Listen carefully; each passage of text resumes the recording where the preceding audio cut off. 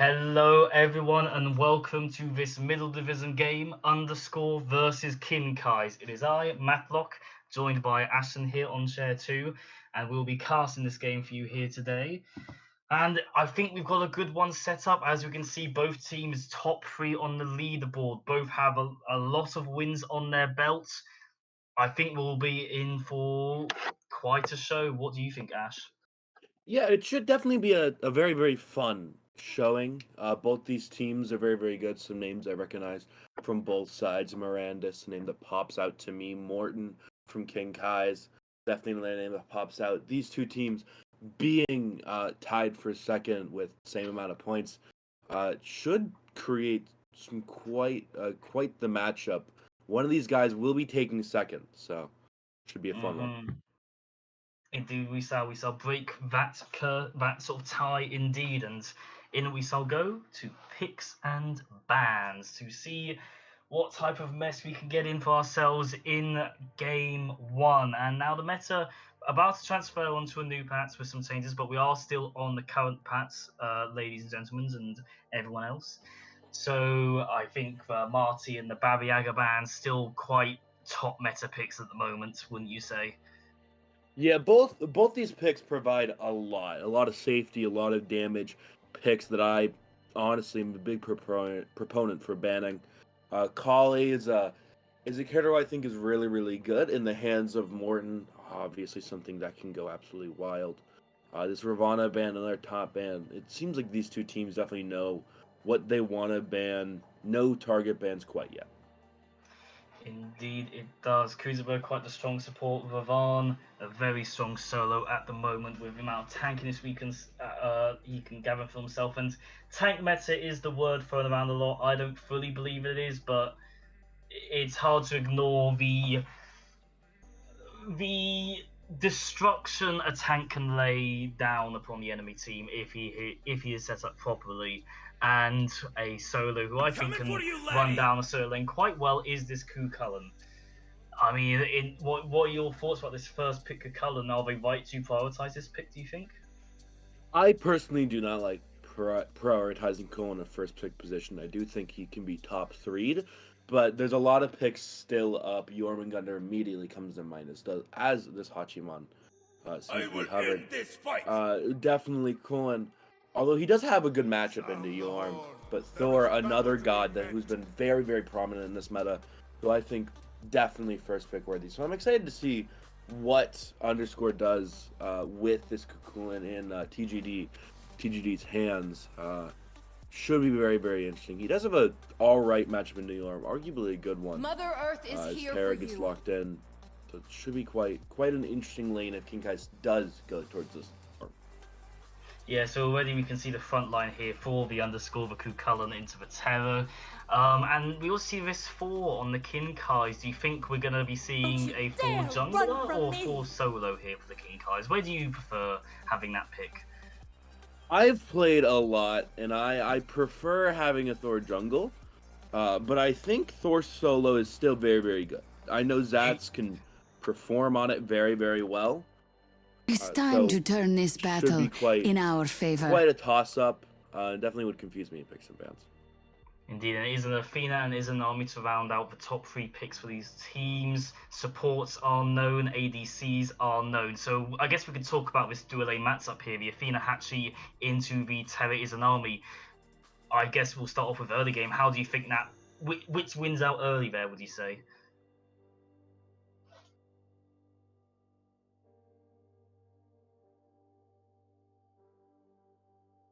I don't know what's going on here, but we'll just continue on to bands right away. I don't know if Aston accidentally muted himself, but who knows. We do have the Sasanu and Jormungandr now banned out as well here. So Jormungandr banned out properly. Yeah. Into a back of Solver. Ash, I can now hear you properly again now. Sorry. Jormungandr disco. Yep, Discordia strong ban here. So with those bans in place, what last picks do you want to see from these teams? Which do you think would go well? I think there's a few picks that can go very, very well. This underscore team They definitely want a hard carry jungler. Sono and Baka would be perfect for this. I also think something like a Thanatos could be very, very well, kind of cementing that early game. They could also look for a late game pick and an Ao Kuang possibly. There's quite a few things that I wouldn't hate them doing. Even an Erlong Shen could be something if they're comfortable with it. But Camazot's being locked in is quite the interesting pickup. Yeah, and I think we can assume it's Camazot's jungle and Force solo, but do you think that would be good? Which one do you think would pair well into the Kakullan? I personally think Thor would be very very good into Colin. Colin needs to get into this wave. He needs to be around it, and Thor has such good poke, especially through the wave. Colin not really feeling comfortable to step Thor, so he would definitely provide a really good presence in that duo, in that solo lane. The And name is Camazot's Freya. is really really good in this jungle, if in this dive at least with this Thor. So I feel like more of a damage focused Camazot's would be better than a damage focused Thor. Indeed, good analysis there. And our duo discussions may be a bit up in the air at the moment, as we do see this Freya locked in. Freya and Izanami on the table. I think a good discussion to have here is who's going where? Is this the Izanami mid or the Freya mid? I think Freya mid is pretty much like a throw. I don't. It's just not good, right? It really not good until like the level 2-3 mark, and not the best of fights. Just looks to farm, somewhat unsafe, and into kind of whatever. Kind of just does worse. Izanami mid, still relying on that auto attacks, but has a bit more of a presence. At least can hold her own in a fight without needing a tank's presence. So I feel like Izanami mid would be better, especially seeing it paired with this Ratatosker. A lot of high aggression around that level 5 mark. I mean, assuming it is the Freya ADC, then how does a Freya go up against the Hatsuman? Because Hatsuman is a hunter at the moment, probably the best physical hunter out there. Late game, of course, Freya. We all fear a late game Freya, but Hatsi is also to be feared as well. Do you think this is a game where it's going to be determined by which hunter gets ahead, or do you think the other lanes are going to have a greater impact as well? I think mid lane is always having a double hunter get ahead, even if one of them's slightly behind. If one of them gets ahead, it is a lot more impactful than a traditional mage getting ahead along with a hunter. So I feel like mid lane's definitely a big focus, but also just having a really big Kulin or Thor in running at you will always be something hard to deal with. So I feel like it's not just the ADCs in this game, but I do feel like come late game they will have a very very big impact. And it is going to be the Poseidon 10th pick locked in here for the Kinkais to round out their draft. Poseidon, it's a good ultimate into the Athena CC or an Athena wall here. That taunt will get them all bunched up and see a lot of damage here. I mean, initial reaction to these drafts, how are you feeling about them? Underscore is definitely favored around these objectives. They burn it. They have not the greatest secure, but they do definitely burn it so fast. So Kinkais need to have these wards up. They need to be ready because Underscore 10 minutes in can just pull a Gold Fury, pull a Pyromancer, do all that stuff. And their fight is a pretty good one. Freya, once hitting that 25-30 minute mark, will just carry games. So Kinkais definitely is a ticking time bomb on their hands, but their draft is not without its merits. Poseidon, great at secure and stealing. Hachiman, really good in the fights, does so much damage. Thor and Camazotz is an absolute nuisance of a dive. And Athena kind of tying it all together. Both these teams have really, really good drafts. Indeed, it is. And I think another thing to talk about here is this going to be a game that is going to be drawn out till late with the Freya and the Hatchiman, or do you think one team is going to be able to get an early enough lead to just determine it from 10 minutes in? I don't think a team really can get an early enough lead unless some unforced errors happen. but both these teams should be confident enough in their late game to kind of say, we could just load into 30 minutes and we could just win this fight. So both these teams shouldn't feel bad about, being down, 2,000-3,000 gold 10 minutes in, because they know they can come back with one objective or one good fight. Realistically, it's preferred if both these teams load in at like 30 minutes full build. Right, so your prediction is that there shouldn't really be a team that pulls ahead that quickly in the early game because they have a better early game draft. Both of these teams are vying for that late game team fight. Is just to sort of outline and confirm that's your prediction, do you say? Yeah, it's what I predict. It's what I think. It's where I would head with both of these drafts as an ADC or someone in the game. I'd want to just say, let's get to late game because that's where we're better. Athena definitely has a chance of just getting blown up. I think, mid game, kind of around that like 14, 15 level mark, we could see some fireworks, kind of headed on by King Kai's, as they definitely get on earlier, but underscore does tend to feel better late. And I guess there's only one way to get it. If it is the late game, we best start getting there soon. So off we shall go into game one of this set. Best of three. Who will take second place in the standings? And it is going to be confirmed to be that Izanami mid and Freya ADC. And so I think we need to talk about these ADCs a bit more because when I look at these teams, those are the people I'm fearing. A Freya late game and a Hatsi late game makes me tremble in my boots. So, do you think the junglers should be prioritizing their presence in this duo lane, or should it be let those guys be and try and get a lead elsewhere as well? I think early you can definitely kind of give yourself a presence, right? Say, we can do stuff, we can go ahead and, clear, we can go ahead and gank each other late, but outside of that, outside of well, not late but early, outside of this 15-minute mark, these junglers shouldn't really be looking to gank these ADCs all too much, just because after that they are super safe. Hachiman, has cavalry, is able to hop onto that horse. Freya with Valkyrie's discretion, both should just be insanely safe. So I don't think too many ganks should be heading out. Indeed, and here we shall go. Both teams in the same start to get the maximum XP available, and they shall go into wave. No clear fight elsewhere, everyone being safe. A lot of damage being done on the solo side of the map, but that's to be expected. They tank up these early camps, got to lane, need to heal up with all their pots. Mm-hmm. And I'm looking at these builds we're going on at the moment, and I'm seeing a mid Poseidon with Eye of the Jungle. How do you feel about that pick, would you say? There's quite a few merits of this, right? You deal more damage to larger jungle monsters. You deal more if you upgrade it, depending on your upgrade, either Seer or Protector of the Jungle. Both very, very good. One, Seer giving you some ward presence, and Protector kind of giving you more damage in this jungle, which means more steal potential, more secure potential with this Poseidon. So I don't hate it. I definitely see where Mertak is going with this. And I think it can be very good, especially if he goes into the Protector of the Jungle. We do see the junglers go to other side lanes in each other, but unfortunately neither jungler will find a gank on their targets. Both a bit too late and their target's a bit too close to tower, so it's an easy retreat, but they do pick up some farm, just so it is worth their troubles and an attempt there.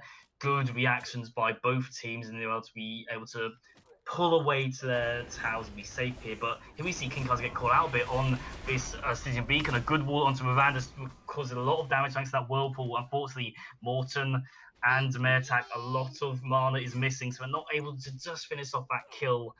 So the Rat is going to have to safely run off and farm off a bit more, get that jungle healing there. That's going to be very much needed. But I think we can see that this mid duo of Thor and Poseidon, quite a lot of damage there in this early game. A good wall stun, a cripple zone immediately on it. Quite a lot of setup there. I mean, this mid 3v3, which is going to help dominate this sort of early to mid game, which team do you think goes out better here for their mid 3v3? I think Underscore is able to take a bit of an elongated fight with Terra having so much sustain in her kit.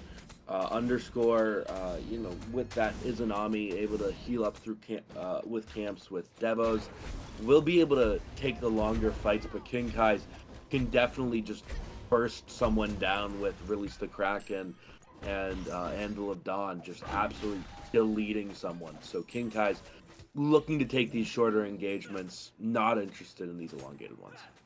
Indeed, we see a lot of Underscore doing very well on splitting the red and yellow camps there, giving Blakey quite a lead already. 6 minutes, level 6, 3 minutes into the game. He's leveling up quite quickly, and I think Underscore's given us an insight. Double ADC, they're looking at this objective shred. They are going to deal with these structures very quickly once it gets to that grouping up late game.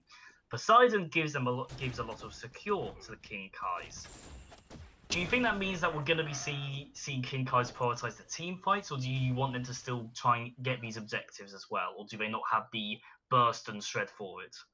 I want them to pretty much say I want them to look for the fight first, right? Mm-hmm. Get a pick, get maybe 2 picks, but focused on getting at least 1 pick and then saying we're gonna pull this and hopefully not use Kraken, right? Because no matter what, King Kai's should be confirming every single objective with Kraken unless Mertak is dead. If Mertak is dead, then it gets a bit more dicey. But if Mertak is alive, King Kai should never lose out on an objective.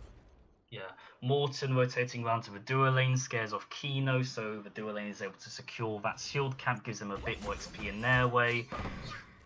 And meanwhile, we see Miranda's able to invade the back camps, get the neutral camps there, getting this level lead. The junglers, we haven't talked a lot about them at the moment. Do you think this is going to be a jungler-dominated game? I'll take a pause right there as Miranda's does dart in, but Zats with the leap will be able, with a devour, will be able to jump out of the dodge. Going back to what I was saying about the junglers, do you think this is going to be a jungler-orientated game? Is it going to be decided by the junglers, or is it just going to be these ADCs? I definitely think junglers play a very, very big part in this. Thor able to set up for a lot with Anvil of Dawn and setting up that wall with the stun. Able to do so much for Mertak, also with the dive on Zats, on this Camazotz. Just able to go ahead and wreak havoc in this backline. So I think jungler is a very, very important part as Miranda's on this Ratatusker. I will pause here. It is going to be an invade onto the blue buff. Morton will be able to get into the sky. Anvil of Dawn will be enough to get him out of dodge, retreat to his own yellow camp. Athena will rotate over to help it. They were able to secure their own blue buff, but a good invade by TGD. They know they have this suppressor. They are pulling ahead in lane now. The one forcing this Camazotz to be on the tower. You do see a good taunt onto Blakey Meow. Gets a lot of damage put onto them by Mertake, but still no real kill confirmed yet. And do you think there is any real kill confirmed to either of these teams, or is it going to... Because there is, of course, the Poseidon Kraken, but it's still only level 8. There's not a lot of damage to it yet. Where do you see the kills happening? I will wait that question, but I think there might be an ADC fight here, but I think they are going to slowly back off here as their sports come over. So I'm going to go back to it. Where's the kill confirmed for these teams? Is it just on this Kraken, or where else can we see it? So there's a good bit, right? Morton with this Transcendence is looking to do quite a bit of damage, so he could 100-0 any squishy, Anvil of Dawn, Mjolnir's Attunement, just kind of double tap, boom, there goes half their health, they're dead. Right, that is the idea. Miranda's goes in for a gank here, but it is going to be a good beat and ult by Ginger Arts to get him out of dodge. Morton is on standby in case they want to dive in. But a good gank by Miranda's forces a key relic and ultimate there by Ginger Archer. And they are still about here. Athena taunts him in, trying to be aggressive, but I think Ginger Archer is a bit too low. But Rat will go into the sky. Has he recognized that this maybe isn't the correct play? He's looking around. Does he have a knock-up range? He will be able to hit a knock-up onto the Athena. But unfortunately, Ginger Archer was just out of dodge. But there's going to be a double banish there by the Freya. A lot of damage happening. Terror is looking, but I think it's still just a bit too early to do his triple dive here. Ginger Archer is low. Minions going over the tower, but I think they're going to be happy with just taking away these bastions.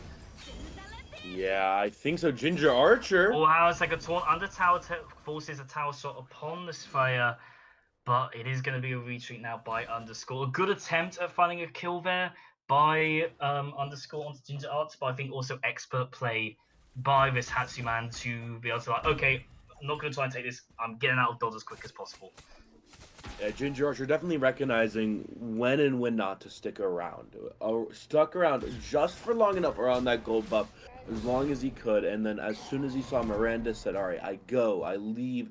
I'm just gonna get out. You know, I have to use my beads, but I use my." Oh, wait, how a Ooh. sec is Anami. The bit of trouble gets taunted in, getting hit by the Whirlpool and Krakens. Invises a wave, throws out the ultimate as a scare, and that will be enough to put Mertek and Clover back towards their neutral camps. And a good engage. I mean, this Athena is going to be a nuisance. These taunts have been on point so far. It's going to be a lot of setup for both the Four Walls, the Anvil of Dawns, the Poseidon Krakens. Yeah. So they've got that engage. What is this? What is the engage? Would you say for Underscore? Underscore has quite a bit. One, Desco, TGDTE Desco. I think that's how you say his name. Insane name. But you know, he definitely has a good bit, right? He can dash in, he can blink, and using his ultimate, just kind of being a general nuisance, providing so much CC, definitely a good bit of that engage. But you know, Kino able to do so much with that. Meanwhile, it's a bit of a 2v2 fight happening as a lot of damage has been done. A good Poseidon throws him out, but a rattle will be enough to scare Mertek into a kill. Mertek into the death zone, but meanwhile, Ginger Archer is able, with the help of Morton, to get a kill. So a 1-for-1 trade out. It is Underscore that get the first blood, so we will get the extra goal here, pulling a bit of a lead so far, 1.5k up in gold. Not that much in XP, so it's good that they had an instant answer to it. And meanwhile, we may see a bit more happening here. Merton darts on in, Acorns aren't enough, Athena will taunt on in. But I think there's no real main objective yet. Pyromancer isn't up. I don't think we're going to see them go for Gold Fury soon. Under 2 minutes until Stygian Beacon is happening. Are we going to? Do you want to see these teams prioritize the Stygian Beacon, or are you okay if a team lets it go? I think both these teams should just show up to it, right? Even if they don't fight, even if they say, you know, we don't have the numbers, we don't have the ability, just go. Ooh, Harren's like a 1v1 here. Starts off well. A good 4-wall will be enough to secure the kill. Freya takes their second death right now. And yeah, I think their size was, isn't it? Sorry, I was wrong. They are actually going to take a Gold Fury call at this moment. It's going to be enough, but they're not even the one with double ADC. They have this shred down with the Poseidon 2. The wall goes down, the Kraken for secure. Kinkai's at 10 minutes 55 take the first Gold Fury. Helps closing down that Gold Fury gap. Now just a 300 gold XP similar. We were promised a close game, people, and this is what we are getting. And I like that objective call as well. They got the gank onto Freya and immediately was like, okay, we can do Gold Fury. We've taken off the presence on this side of the map. Go to Fury. It is going to be more sensible going for the purple invade, but actually might just be able to go in on Freya here. But no, it is going to be level 10 Freya pumping out damage. But Anvil of Dawn is charged. Are they going to look for the engage? They will do. They hit the stun on Anvil of Dawn, a good beat ultimate by Freya will scare over. Hatsuman goes in for the ultimate, stops the back, and Ginger Archer takes another kill onto this Freya. And Kinkars are like, okay, Freya late game, that's something to fear. We're dealing with it now. And now 3 deaths already in the span of like 4 minutes. Freya is not being given a break here right now. And I think just also good communication there as well between Jungler and the ADC. But Jungler making the call to go right back in. And then Jinjar's been like, he's low enough. I can get this.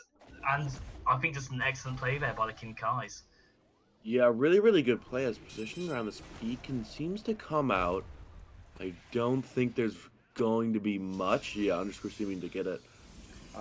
Really good plays. I mean, that's just Morton talking to Ginger saying, hey, you know, Sasuke's beads are down. Let's punish it as much as we can, right? Let's get you a lead. Let's make sure that you're doing everything you can so you get that 3-level lead, so you get ahead, so we don't have to worry about Sasuke's late game for a tiny bit longer.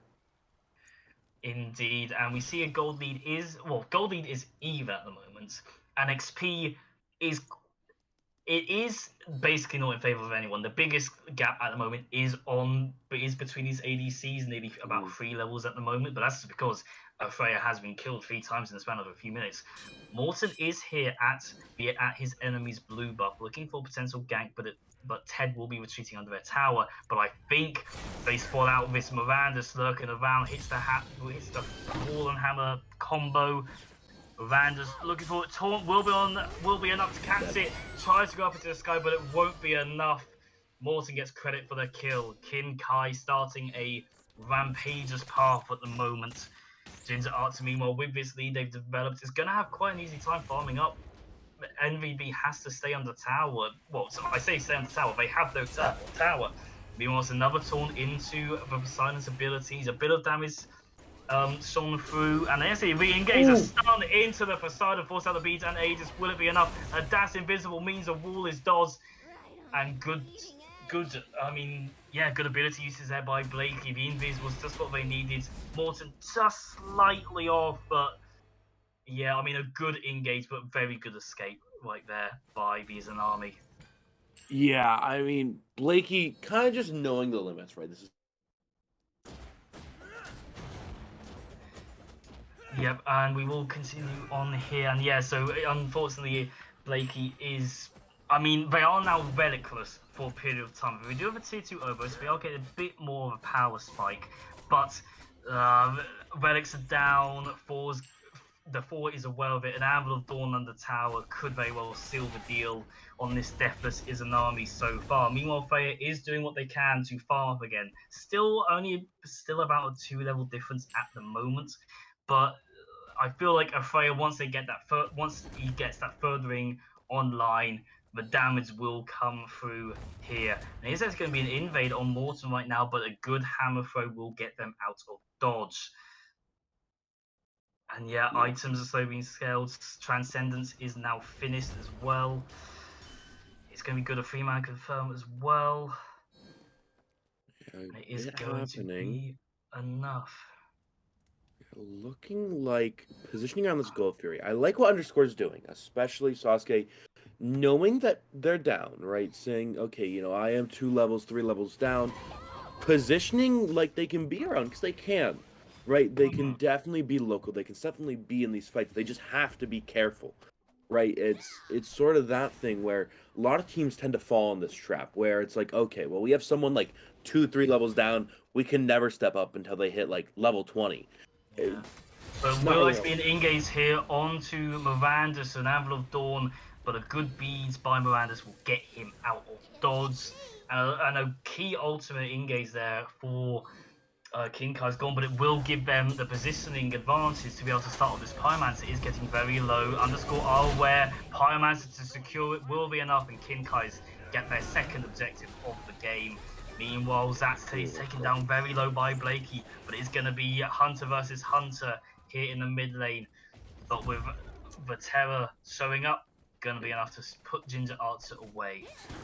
So another objective for Kin Kai's, still only pulling a very minuscule lead at this point in time. Not enough to really run away with the game, but it has to be said. Saw Underscore are able to keep up in the farm, but it still mustn't feel good to be the double Hunter comp and be losing out on these objectives.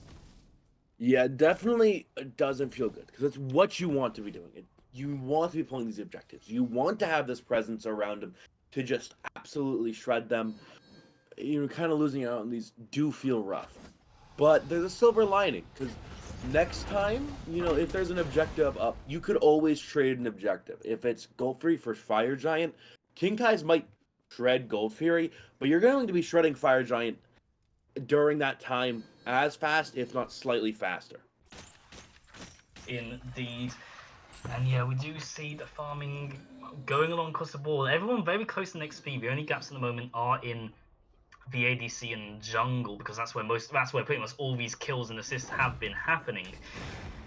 And we do see in both of those aspects the lead is going towards the Kin Kais, and as we said at the beginning, the ADCs ahead in both of these cases for both of these teams is something to be feared, and it is seeming to be the Hachiman with a lead. How would you want Underscore to counter this Hachiman? Do they need to prioritize it? Is that their only solution here, or do we need to clear the board elsewhere, or do they just want to avoid him entirely? I feel like there's it's a definitely one problem that can be solved multiple ways. You totally feel comfortable if you're Underscore just playing front to back, killing this front line first, killing this back line last, just saying, we're gonna play really simple, we're gonna play as a team completely. You don't have to mess with dive 100% of the time. But you can dive in, absolutely dive this Hachiman as hard as you can to get him out of these fights. Gonna put you on hold here. Stygian Beacon is close to being confirmed by the King, because there will be an engage. Ultimate is used. Anvil of Dawn into the sky. Chaos will secure, but a 3-man stun into the Poseidon. Into a Poseidon ult causes a kill for Zats there onto the Freya, and still a massive group up. Ginger Art's able to deal with Ted. I feels like Chaos got their objective and they got the kills. 4 was enough to just deal with this massive club by Underscore. And this means another objective is available for grabs. Primal Fury is here. Solo and ADC is down, so you can come up and try and steal it. But Underscore don't really have a lot of steals attempt. Poseidon isn't up yet, but they don't need it. They're scaring them away. And that will be Kinkai's for their third objective of the game. And yeah, I think there's a really good team fight there by the Kinkais. What do you think? Yeah, I mean, King Kai's knew what they wanted out of that team fight, just kind of baiting people and grouping people in so Morton can go ahead, get that Anvil of Dawn, and Mertak can set up that Kraken. He's just been on point with that. I mean, release the Kraken, a harder ability to hit, especially in these team fights, without setup, and he's been kind of... It's seemingly, release the Kraken is the setup for Anvil of Dawn, and it's just been really, really clean. He's just been doing so much damage with that, along with release the Kraken, just absolutely bursting anyone and everyone down.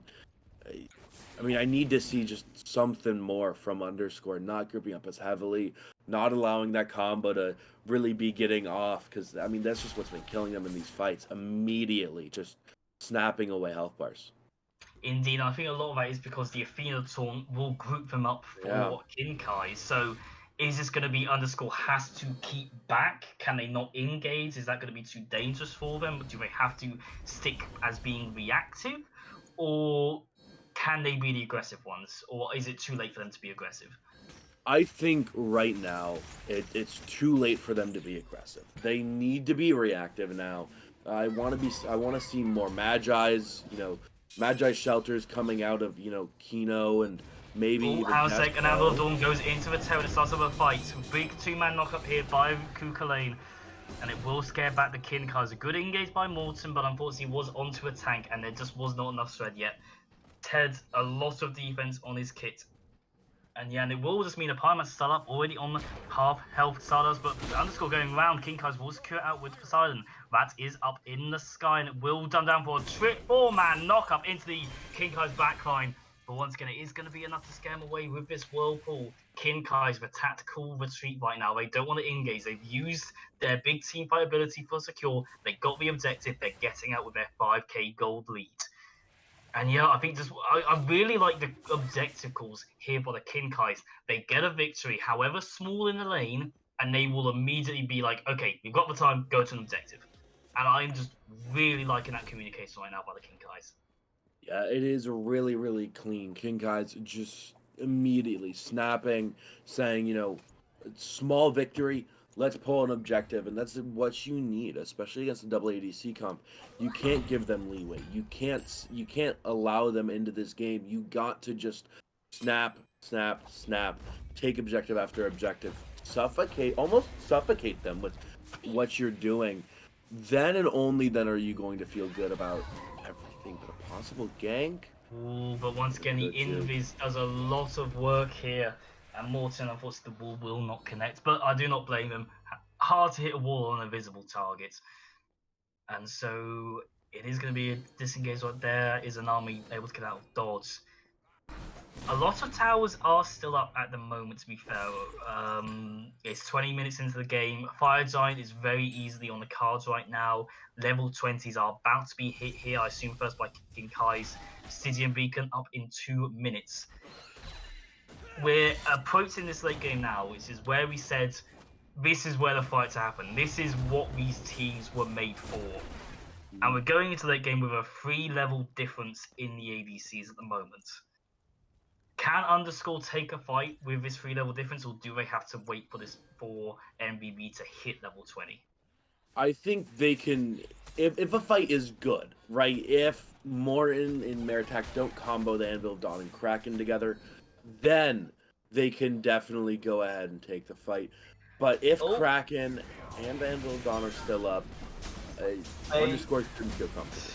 Kinkai's are aware of Underscore backing, and they're like, okay, you're giving up your presence? Okay. Only Fury. 5th objective goes towards the Kinkai's. 5 in a row at the moment. I am a lover of objective play. I think it is the only thing that determines this game, nothing else. The team fights, it doesn't matter. It is being able to get these objectives and know how well you can get them down. And Kinkai's are having that to the T at the moment. You backed, okay, we're doing it. And it's done. They have no pressure at the moment, which feels like a mistake by Underscore's part. I feel like they're having a lack of wards at the moment. But Kinkai's should not have gotten every single objective for essentially 3 so far this game. Yeah, I definitely think, at least to me, it's a bit of a ward problem, right? Quite a few people everywhere not having double digits yet definitely feels bad. You want your entire team at this point to have double digit wards. Because they need to be having up so much vision. A taunt onto Blakey does mean Clover is put into a route, however, but that will mean a disengage. Fleeting Beacon is now up in Chaos. Will be looking to take it. 4-man grouping Terror, trying to scare him off, but it's not going to be enough. And I think Underscore just have to put it away. Talking about wars, I just want to say, Underscore do have a lot of wars on the fire giant side of the map. Like, they have it all warded out there, but unfortunately, and fair play to them, it's 25 minutes into the game. You'd think they'd go for the fire giant, but no, they are still going for the Fury. So while it is a ward diff at the left side, I think left side wards are Kinkai's, right side wards are Underscore at the moment. So it kind of evens out. But Pyromancer is up again, and I think Underscore pinging it right now, and like, we can't give away this again. We can't give them another bomb. We cannot give them. It's still a 5k lead. It's not out of the park yet. No. It's still very much manageable. But I think for mental sake, you don't want to give it up again. You're Double Hunter into the late game. You should be able to at least put up pressure here. And that may be an ace at the moment as Kino is put into the level, but a good banish right there by the Freya will help the Terror get out of the way. But Kinkai's immediately, you've used abilities, we're going for Pyromancer. And they are spreading it down to give a good blink engage. Good beats by Meditech means it is not a 2-man knockup, but it will be a 2-man taunt into a 2-man Kraken. Target against the crit, get the kill. Anvil of Dawn is up into the skies. That's hovering around, and it will be an engage onto Miranda's as he lands. He beats out the stun, gets stunned in return by the Acorn Blast. Ted doing what he can. That's meanwhile getting shred down by this Freya, and the ultimate will be used to try and secure the kill. Will it be enough? Yes, it will on that final hit. Clover, that's his on meanwhile didn't get the kill onto the final, onto Ted, and it's going to be a 1-for-2 trade at the moment. Good relic use means Mirandus gets out of that. NVB is able to shred down Zats, but Kinkai's have gotten this positional advantage. They are able to push on in right now. Meanwhile, Morton is trying to deal with these Titans now dueling in mid. I don't think we're going to see a Titan hard push here. Both Titans are dealt with pretty much immediately. But actually, low order Titan is much more improved. But it will be a fire easily confirmed by the Kinkai's. Underscore was scared of it. And yeah, the 6th objective will go to Kinkai's, but maybe the 7th will go to Underscore. Will it be enough? Yes, it will be. Titan went to try and see it, but just a bit too late. And Underscore can now be happy with at least one objective and a bomb in their pockets. I mean, if you're Underscore, you feel all right about that, because you know that Pyromancer either is just something that Kinkai's didn't really care about or forgot about. But you still did it. You still got that gold. You still got that bomb. Plus, it's 27 minutes, and you're near the point where where your composition really hits pay dirt, where you feel comfortable on your defense, on your offense. Yeah, so I don't think Underscore really is worried, right? Because they know coming soon they will just absolutely be deleting people.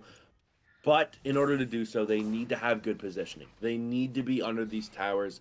They can't be caught out just in mid lane or in left lane, just farming a tiny bit. They need to be grouped as 5. Kai's will pick up another, I think they're fifth Fury in the game so far, able to be, yep, fourth in, but a good banish onto Morton, followed by a root, but a good hand will get him out of dodge, and it will be a re-engage by Kai's pushing for this tower. 4 people with the Fire Giant buff. I think at 28 minutes you want to at least be able to clear the towers if you're Kai's. Phoenix if you're lucky, if a team fight goes your way, but I don't think this is going to be an end game Fire Giant. What are your opinions? Yeah, this Fire Giant should almost never end the game, right? Underscore knowing they still have these towers to go through. They still can lose these towers and say, we still have a Phoenix up. We still have all this up. So they feel just fine doing this, but Kai's positioning for a trap possibly. Yes. Underscore not taking the bait, saying, we're gonna take these chests, we're gonna take this camp, and we're gonna get out. Not too worried. So this looks like the duo side tower should be going down. Minions are pushing up. Kai's are in position. Underscore are not. Yeah, Underscore make their presence known in the mid lane upon dealing with wave, and Kai's push it down. They have a Hatsi with FG. Poseidon will also do a lot of damage to towers as well. Yeah, it's the late game. They all have their shred. Double Hunter is still going to be better at shredding, but unfortunately we haven't really seen Underscore in the position to do so. It will be a good balance onto Clover. Ted sends out a nice little bramble poke, but it will be a fight now under tier 2 tower. Wall goes in, stun not available. Zinza Archer caught out by the root, but a good dash away. Now going to heal up from this wave and from FG and give it another go, waiting for minion wave. Slowly clearing now. Zinza Archer gets stunned out again, but a good wall by 4 stops any further follow-up there by the tanks. Blink is up for Ted. They looking for potentially a group up here for this multi-man knock-up. Miranda's on the sideline, maybe waiting for an opportunity to go up into the sky. Same with Morton. Both are looking for this key engage right now. They tell someone everything, and they may be done with his 2-man taunt. Banners. Poseidon is not going to use Crack right now, but Clover takes a lot of damage, but won't be enough with a dash away. Blake gets killed. Both junglers into the sky. Kai is looking for the disengage. Miranda's meanwhile looking for maybe going in again, and it will be a 3-man knock-up. A Poseidon ult used to try and deal some damage. It will do a lot, but the beads will stop the follow-up. Meanwhile, Jinza gets caught out by the bandits. So a lot of damage being done right now. Freya ult goes up into the sky. Will finish off again. 2 people very low right now, more than Jinza. Zax is going to be able to go away, but Kai's, who had quite a good lead, a good rollout, just fumbled the ball a bit. I feel like, where does that fight go wrong for the Kai's? What started the flip by Underscore? They tried pushing a tower down that Underscore didn't want to give up. They just went ahead. They pushed it and pushed it. Clover took too much poke. Zat's not really the character looking to tank up all too much tower damage. Clover taking too much poke. Everything just going awry from there. Meritak and Morton not able to get off a Kraken and Anvil of Dawn combo. Kraken is not even used until Miranda's dives and he uses his beads and gets out, which is absolutely insane. In this late game, you want Kraken to be killing someone. You almost need it to be killing someone. Indeed, there will be EFG spawned in at 31 minutes, and Kai's they just lost the fight, but they're being aggressive. They are starting up this fight line. They are trying to get this positional advantage. They do see Underscore stepping up though, so they are going to drop it, but they want to keep Underscore on their toes. Saw you won the last fight, but we've still won the previous 28 minutes. So still, you need to turn up for these fights. And there is going to be someone out. Clover looking for that taunt. Do hit it on to Kino. Does a lot of damage, but it's to support their tanky. And it's just not enough. Good half health though. Miranda's meanwhile still pressing in lane. Wants to get those minions pushed up.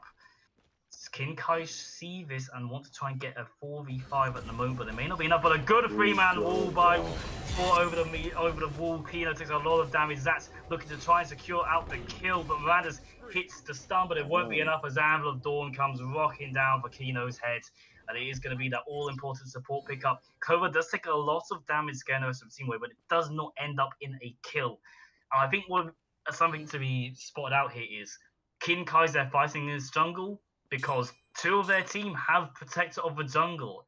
They are going to do a lot better in this jungle for their team fights, and they are starting up the fire giant. Already half health lane. Underscore is aware of what's going on. Zat is taking up and looking to be careful. Blink is up for Ted. Easy engage right now. Trying to spot it out, and Ted will go in, hits the man, knock up. 1-2 Jin's art will be enough. And it will be Zinkai securing it with the Kraken. Clover looking for the ultimate to get those damage mitigation. But NBB gets a kill onto Zat. That's horse down. Trying to fill up onto Ted, but it won't be enough. And meanwhile, maybe a little bit too greedy as Mirandus helps two of his teammates clean up a kill onto Ginger. Kinkai's get the FG, but at what cost? A 2 trade there. Can't even say 2 for 1. Kino was still dead. And so it's an icky fight. Is it worth it for the Kinkais? They still get a free EFG, but it looks like a potential fury for Underscore right now.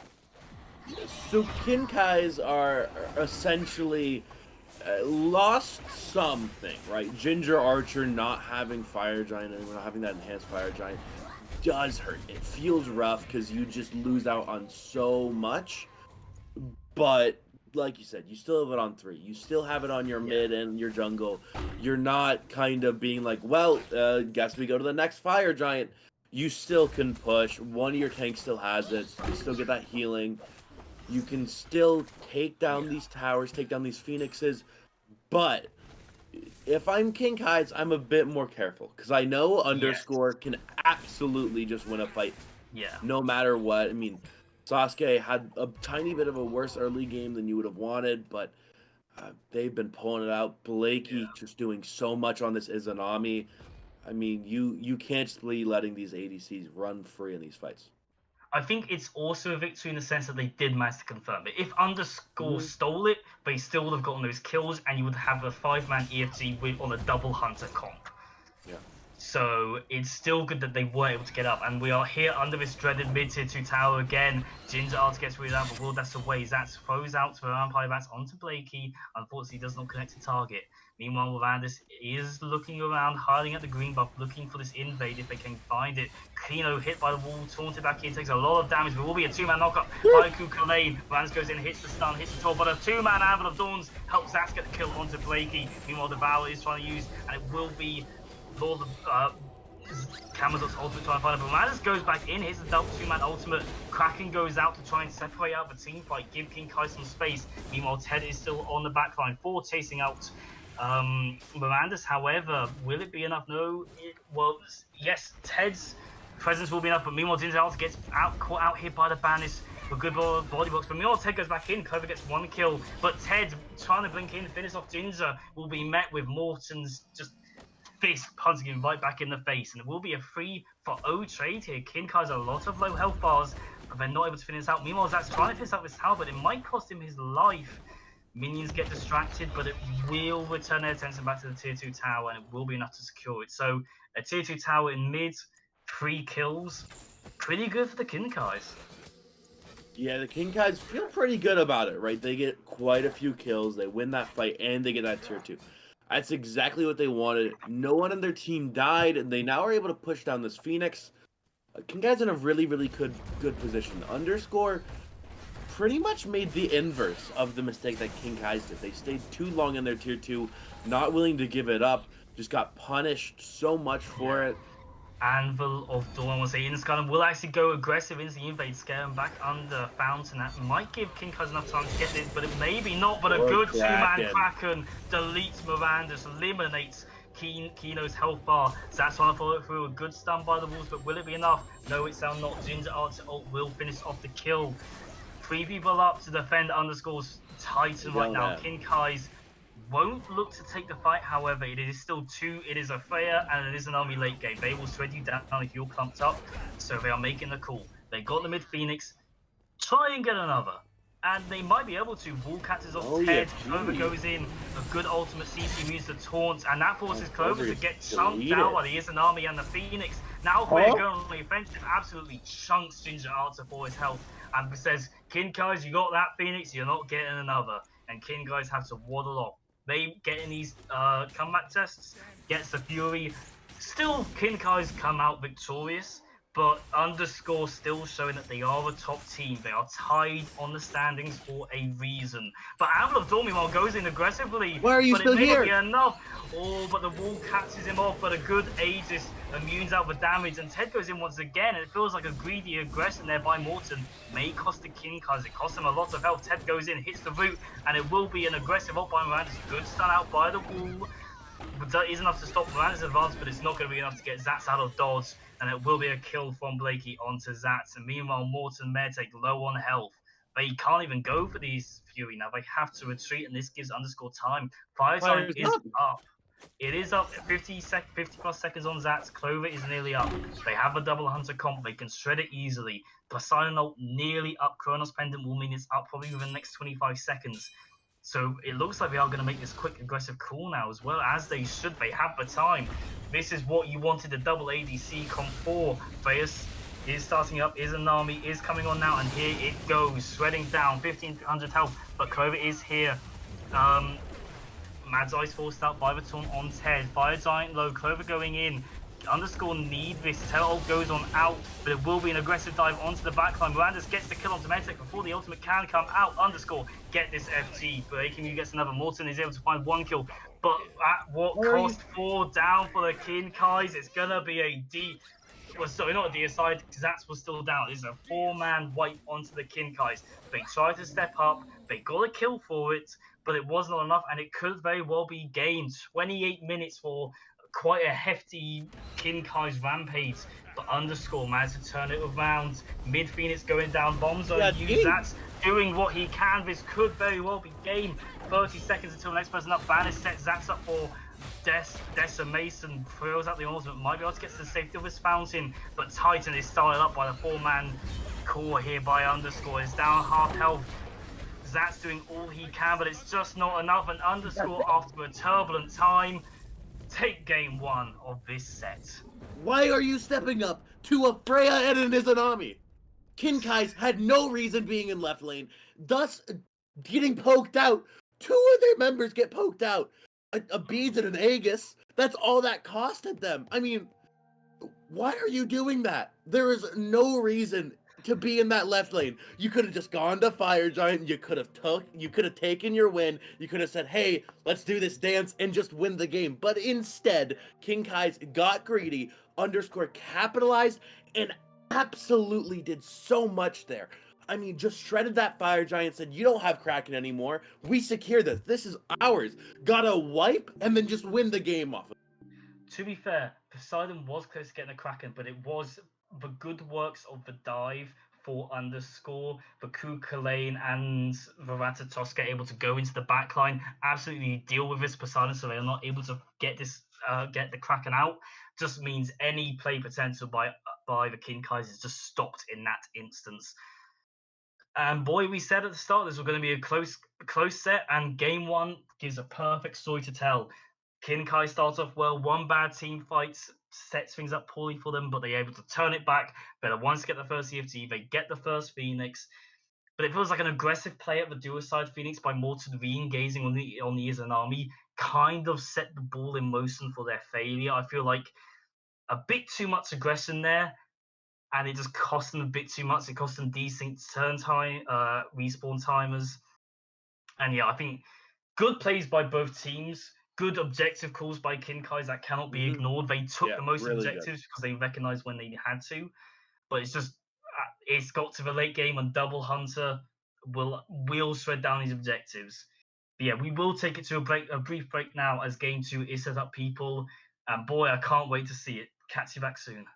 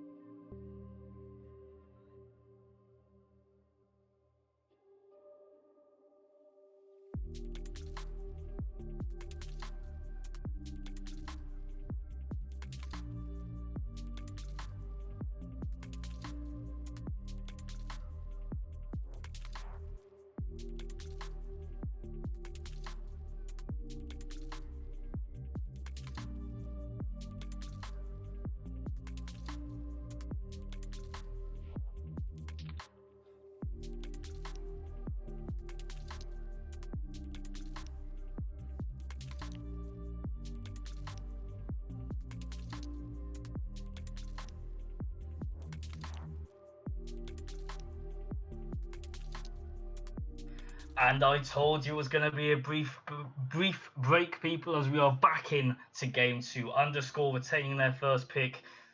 And yeah, in we go. First victory to underscore 1-0 is a best of 3. Will it be a 2-0? Or will King Kais be able to follow through from their early game and finish their victory? Joined once again by Ash here, and yeah, bands at the moment seem to be going the same way. We don't see the Baba Yaga first band here. They're going straight to their Kali and Kuzenbo. Could we see a Baba Yaga be prioritized here? Do you think they should prioritize the Kukulane once again first pick? That they could, right? I did really like how it looked. Underscore seemed really comfortable with this Kukulane. Desco did really well, so I feel like you can definitely feel comfortable about first picking it. But instead of this Baba Yaga, they take out this Hachiman. So this makes me think they want this Baba Yaga for Blakey, and they do. Mm-hmm. And we see that indeed. And it is also a Hatsi ban here as well, so King Kai's not going to be able to take that first pick for Ginger Archer. Baba Yaga, often seen in the mid, often with a cheeky prophetic cloak third item. Do you reckon we're going to be seeing that here? I think so. I mean, prophetic cloak on Baba Yaga, unlike on the supports, you weren't really building for the passive. You were building it just because it was easy. It provided a good bit of protections, and Baba Yaga really worked well with it. So I feel like it's still viable on Baba Yaga, not so much on really anyone else, but feels really good for Baba Yaga. I wouldn't be surprised underscore goes for this Kukulane, especially if King Kai's locks in this Jormungandr.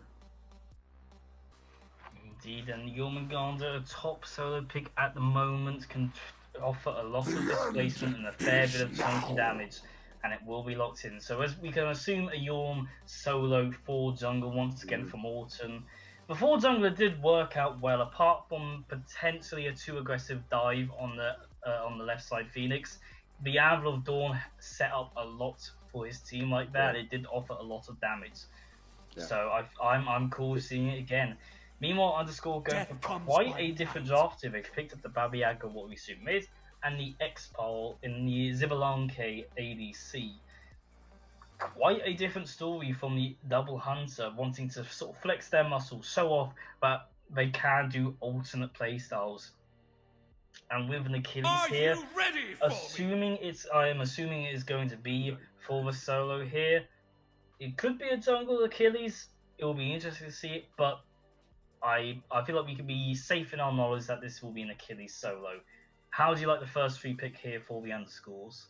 Underscore just has such a good fight. I mean, in the darkest of nights from Xbalanque can just shutting the lights off, providing so much. I mean, that really tests your communication, makes sure that it's on point. Baba Yaga, Achilles, known for their team fights. Desco and Blakey did really well, positioned near perfectly in most of those fights. So I think, especially on these 2 picks that reward good positioning, Blakey and Desco should just perform really well on them. It's time to turn this battle in our favor. We'll return back to what they want, to what they had last time, and it will be an Athena once again. So the rotating characters do stay the same for the King Kais. And to be fair, it did a lot. The Taunt set up a lot for the King Kais, especially followed up into this Kraken. Interesting to see if they pick up this Poseidon once again. It is going to be a Discordia and Susano ban once again. The underscore have to pick up another ban here because they banned up for Yorm last time. That's now been picked up. They can't do that again. Is going to be back a sword once again for the King Kais. Underscore will finish off with a Scylla ban as well. I guess offers a lot of steal potential similar to the Poseidon. I guess what I'm saying is underscore feel like they can do with Poseidon. Scylla might be a bit more scary, especially I'm assuming this could also be very well a respect ban onto Mertak right now as well. Yeah. And I am seeing an AMC, which I have not seen for a while. AMC often put out away because Marty is often seen as better. Does AMC but a bit better. And also the damage numbers reflects that. Marty taking off the table And so they will still stick with this AMC, but that doesn't mean it's going towards the ADC role. This could be AMC mid. We might be seeing a magical ADC in Kinkai's. Only time will tell. Underscore will go back to something they used in game one, or we will see they are hovering this terror right now. They did a fair bit. The roots and the stuns were offering a lot of them, and the terror ults helped. Well, it helped the double hunter in their previous game shut down quickly. They're seeming to look at their options. Ganesh would aid their teamfight potential a hell of a lot more. Dharmic Pillars will absolutely cut off this AMC from any easy escape, as well with this Jormungandr. And the silence would absolutely crush any of the current team on the Kinkais. A silence will absolutely decimate them. So I think this could be a good pick here if they do end up going for it. And it shall be a Ganesh locked in here, still waiting on their final Gilgamesh incoming! And it's going to be a Gilgamesh. Okay, so we have an Achilles and a Gilgamesh. Which one do you see going to the jungle? Gilgamesh, I think, is just better in the jungle than an Achilles. I also think Achilles is better in solo than Gilgamesh is. So I feel like it's kind of like a no-brainer. Achilles, really, really good in the solo, can do so much. Gilgamesh, can definitely stick on this Amuzing cap, make him feel uncomfortable, especially with this Ganesha. Both, really, really good picks, especially into this comp. Amuzing cap shouldn't feel safe, period. I don't care who's around him. It won't matter. He needs to have good positioning. If this ult run does come through, behold, the ultimate just needs to go through. I was gonna say AMC is not gonna feel safe into the underscores comp. Olaron is probably not gonna feel safe either. Has probably the same movement. Well, AMC is probably faster than the Olaron, so he has that. Olaron has his ultimate, and as you said, placement is going to be essential. The Kinkais have a lot of dive in the form of the Thor and the Athena, and I feel like that's where it stops, and it becomes they are the most easily diveable. Like Baba Yaga can free away. Expo, his dash has his immunity, is very easy to get away. Owen, AMC, and Yorm has the ultimate, but he is still vulnerable for time.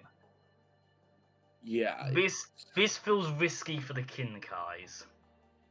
It is. It doesn't feel risky. It's because it feels risky because it is. Sanctified Fields can only provide you with so much. It could only protect you from so much. It won't slow down the Dharmic Pillars. It won't slow down the Winds of Shemesh. It'll just kind of provide a bit of a blanket, bit of a safety blanket. Kinkais are just looking to absolutely burst down people in these fights. Stinger and Sanctified Fields, really, really good at just making fights really fast and really well. Yeah. While underscore just kind of, look to take these slightly elongated fights, look to just cause a tiny bit of chaos, get a pick, and just absolutely ruin the fight. So much damage. They can go either way. Kinkais, they need to be careful. If positioning is perfect and the buttons are on point, I think they do a tiny bit better in these fights. But one misstep, one misplay from anyone on that Kinkai's team, and underscore just kind of runs away with the fight. So positioning is the name of the game here into game two, and what better way to see it than going right into bird's eye view, and we will see these finals as it is going to be the AMC mid into Olo ADC. And game one, we had the Hatsi versus Freya, two late game powerhouses. How does the Expo and Olo compare to that? Olaran and Expo both do well in the late game, right? Expo definitely has like Hachi, really, really good late game, really, really good mid game, a really good late game. Olaran has a bit better of a mid game than Freya does, but still not as good as X-Balls, but definitely has potential to get solos out, can play very, very safe in lane, Sanctified Fields. And in the team fights, that's where Olaran shines. Sanctified Fields affecting everyone, everyone in the fight, making you play around it, making you be conscious of what you're doing. So I feel like it's definitely very, very smart. And also they have the faster clear. Yeah, underscore a bit slow to clear here, so they will get to wave first. Probably going to be able to push that on the tower quite confidently. But I don't think they're going to be able to get too much off it. And considering this is a magical ADC, it takes a bit more time for them to get online. This is very much going to be a big aid for them right now.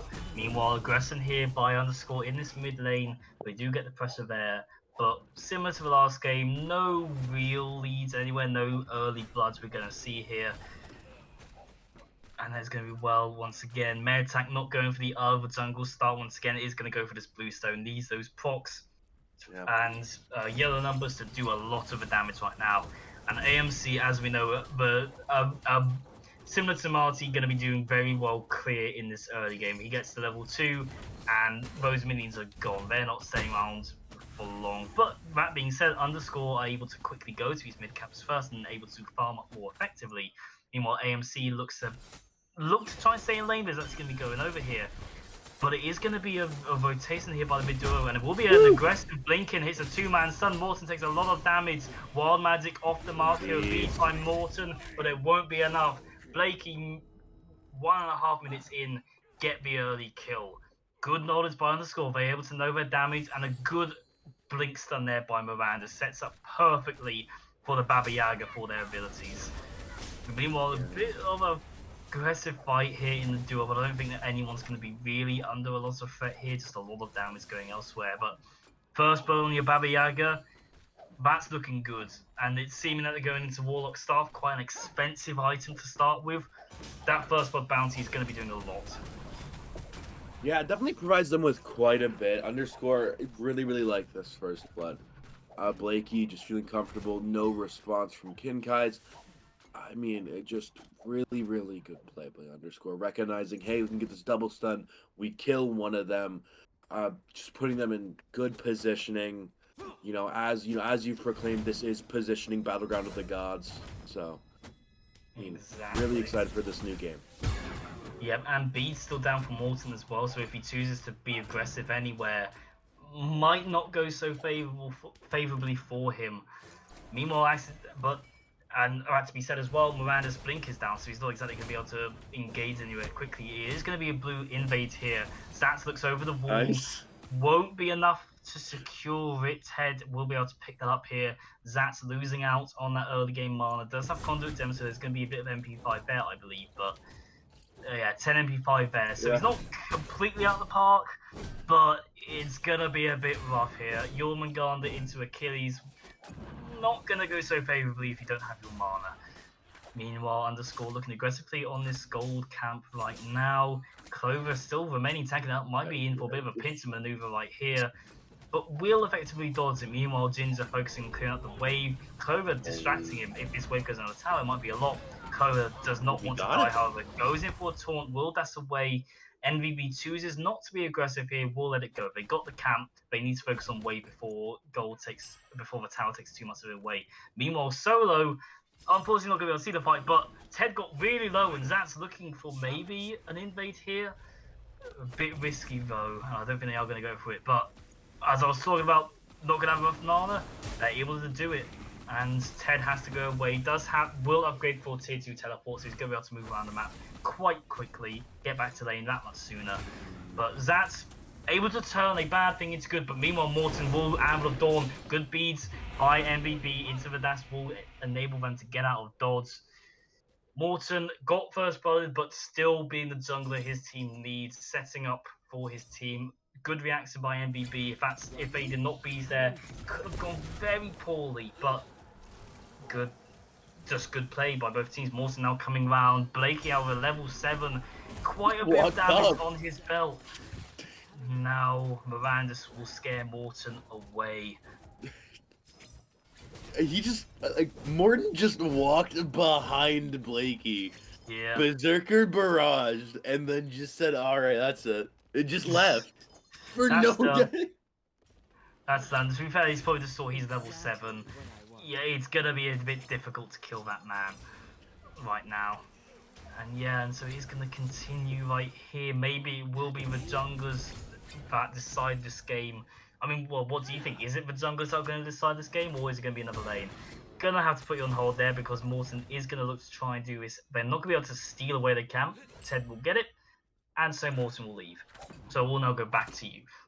Yeah, you keep putting me on hold, but I'm missing out apologize. on the elevator music, right? Like, if you're gonna put me on hold, I need to hear elevator music. All right. I'll talk to production and get it next time for you. Yeah, thanks. But I think, you know, junglers definitely are a big part of this game, right? I think it's not just them deciding this game, though, right? It's Mirandus and Morton not going to be the only factors in this game. Blakey, you know, on this Baba Yaga, a very, very big factor, as is Mertak on this AMC. Maybe of a kill for next year.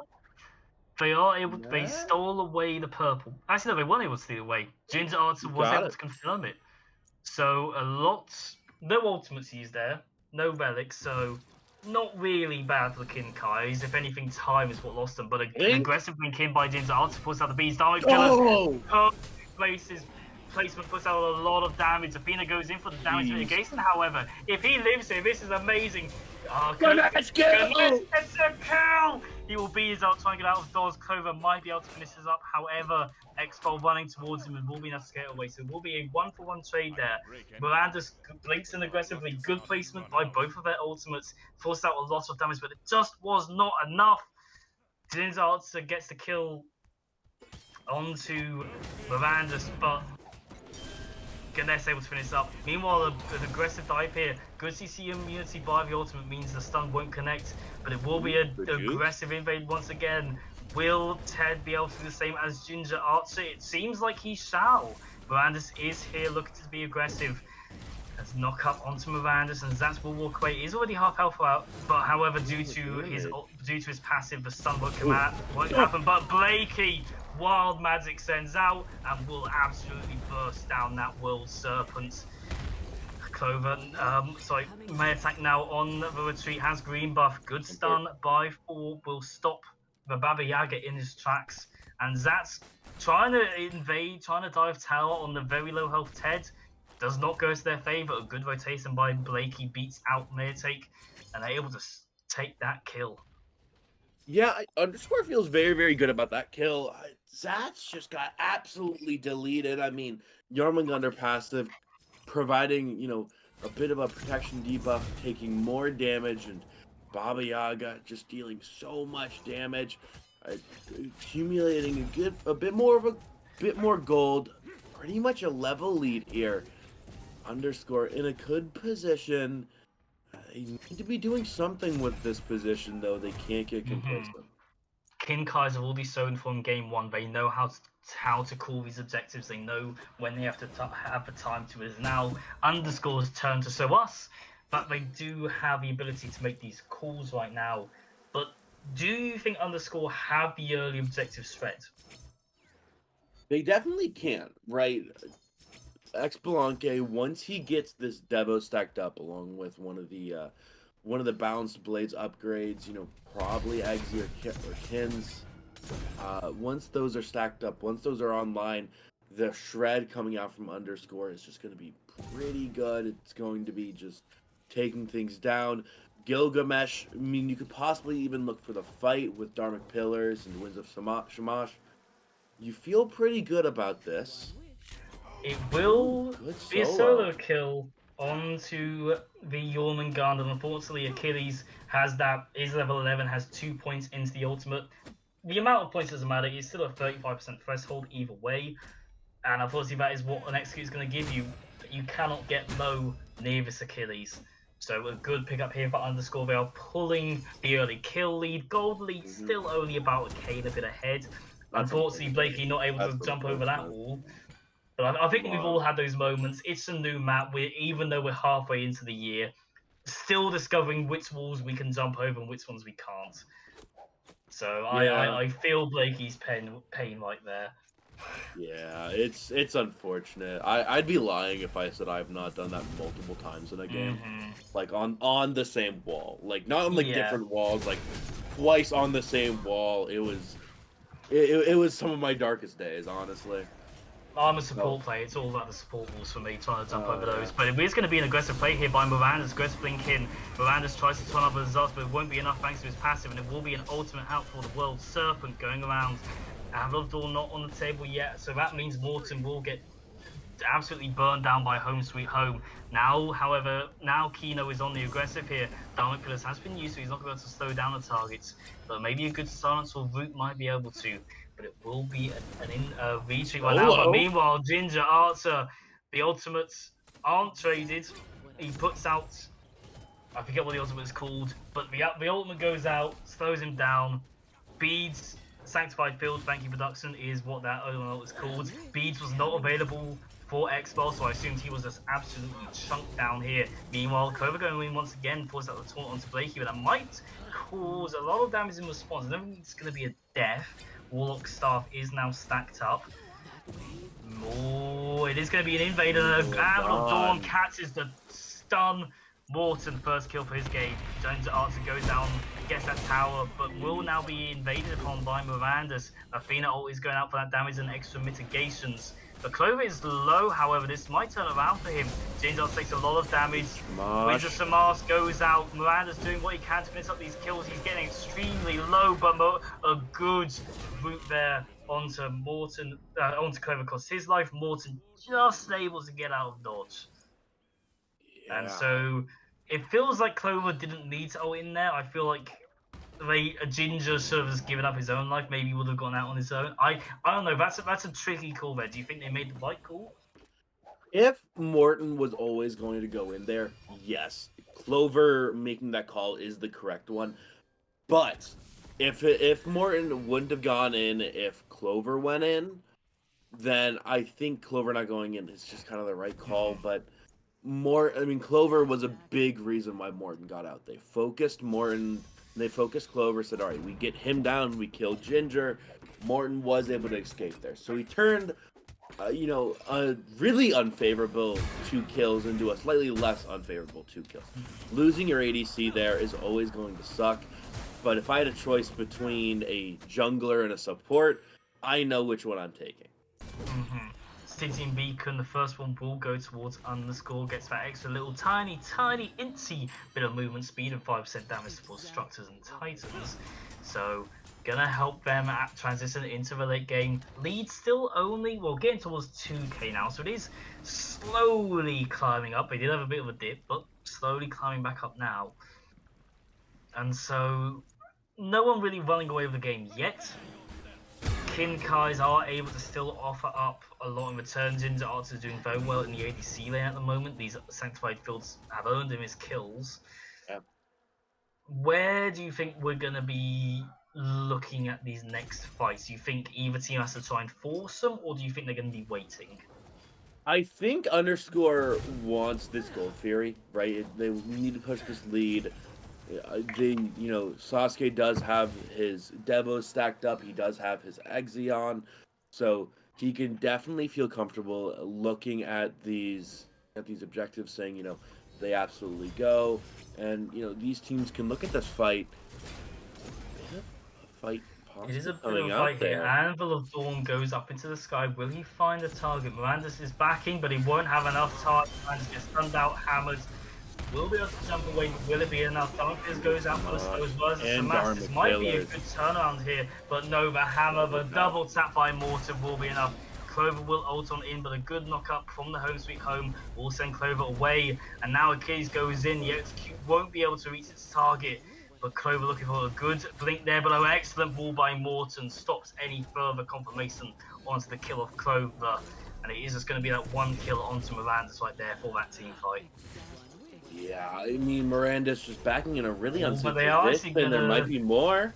Be an invade here. Minions are about to die. Kino tanks all they can. Morton goes up in again, tries to deal out the damage onto Ted, but Ted quite tanky, level 15. The Phalanx, the tier 2 Predator, and the Manticores. The double tap is not going to be doing a lot to him right now. And it's going to be risky. Group up by underscore on this left-hand side, but it does not look like they're going to be going towards this Gold Fury, however. Not quite yet.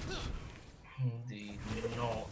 But it's going to be an invade by Zats. He has a lot to catch up on. Only about a level behind, but there's an Achilles head. You don't want that. He's able to secure, well, invade the blue successfully. Will ult for hopefully an escape. He is aware that there are two people converting on him. The stun, unfortunately, does not connect on the drop kick. And so he gets that invade quite quickly and efficiently. Meanwhile, Blake, and now there's going to be taunting onto Kuno. Still not a lot of time until invades. Invades are happening across the map. They want to try and both teams want to deal with this gold gap, either close it up or access or grow it even further. Over It's going to be a though. group. Ooh, it's going to be torn to Kino. Ginger also throws out his autos in response, but it's just not going to be enough to secure that kill. Well, sorry, well, it's not going to be enough to follow up onto that taunt, and it feels like both teams are indecisive. It's now a lead in Kinkai's favor in terms of the goal, thanks to their invades. Yeah, I say a lead. It is less than 200. Yeah, you know what they say? Solos never lie, and look where Desco is. He's in this solo lane, looking for a fight, looking for something. Underscore finally pulling his scope for 16 minutes in. They're comfortable. They're saying, look, I know we can do this. We have our items. Yeah. Underscore. So those are finally rotated in once that is here. And it is going to be a blinking by Mirandus, but they're going to go aggressively onto Blakey. A good bees means he gets out of dodge. But Zinza also focuses on Mirandus now, trying to deal out all the damage they can. Mirandus a bit tanky thanks to Pridwin and Arts Druids, so it will mean he'll be able to get out of dodge. Anvil of Dawn goes down, but it's not enough to find a stun.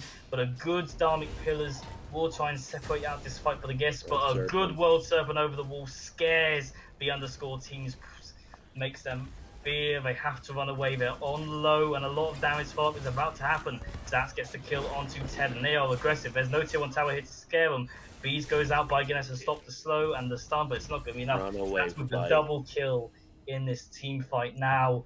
Underscore have to retreat. Low health bars should be an easy gold view call by King Kaiser. Will underscore continue to step up? They still have Blakey here, who has had a dominant one so far on this Baba Yaga 3-1 dash line into this game, and he will actually aggress. Home Sweet Home goes down, but it's just not enough, and King Kaiser will be able to secure that objective. Home Sweet Home chasing it down, however, try and find something off the back of it, try and equal up a tiny bit more, but it's just not going to be found. And King Kai's similar in a flipped narrative from game 1, where the one team got the advantage early, but the other team will slowly be able to pick out these errors and force out the fights. Underscore will try and take the Pyromancer as King Kaiser backed after taking it, and they will secure that Pyromancer bomb picked up there for Ted.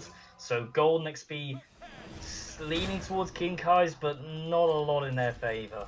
Still very extremely close. Stygian Beacon is up for capture. Order nearly took it, but a good rotation by the King Kai's will put it under their control. But will it be enough? Looking for some sort of fight here. Junglers will encounter each other on this side of the jungle. Meanwhile, Zats with the aggressive World Serpent under the tower will set up a lot of Venomous pits for himself to follow up the fight. Shamash placed in onto this Stygian Beacon, sets out a lot of damage onto Clover and Ginger. NBB gets the first kill of the fight, executes set up. Unfortunately missed out by this Achilles. Clover stunned out against the wall by the dropkick. Will it be enough? Yes, it shall be as he gets out of the dodge. Good double knock-up by the Jormungandr will stop that fight, but ADC down.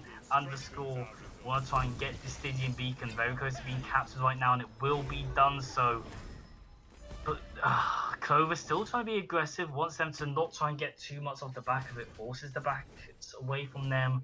So Kinkai's looked to be a good early fight, but a good wins at Samar Engage there by Mirandus does absolutely deal with Ginger Arts in this place.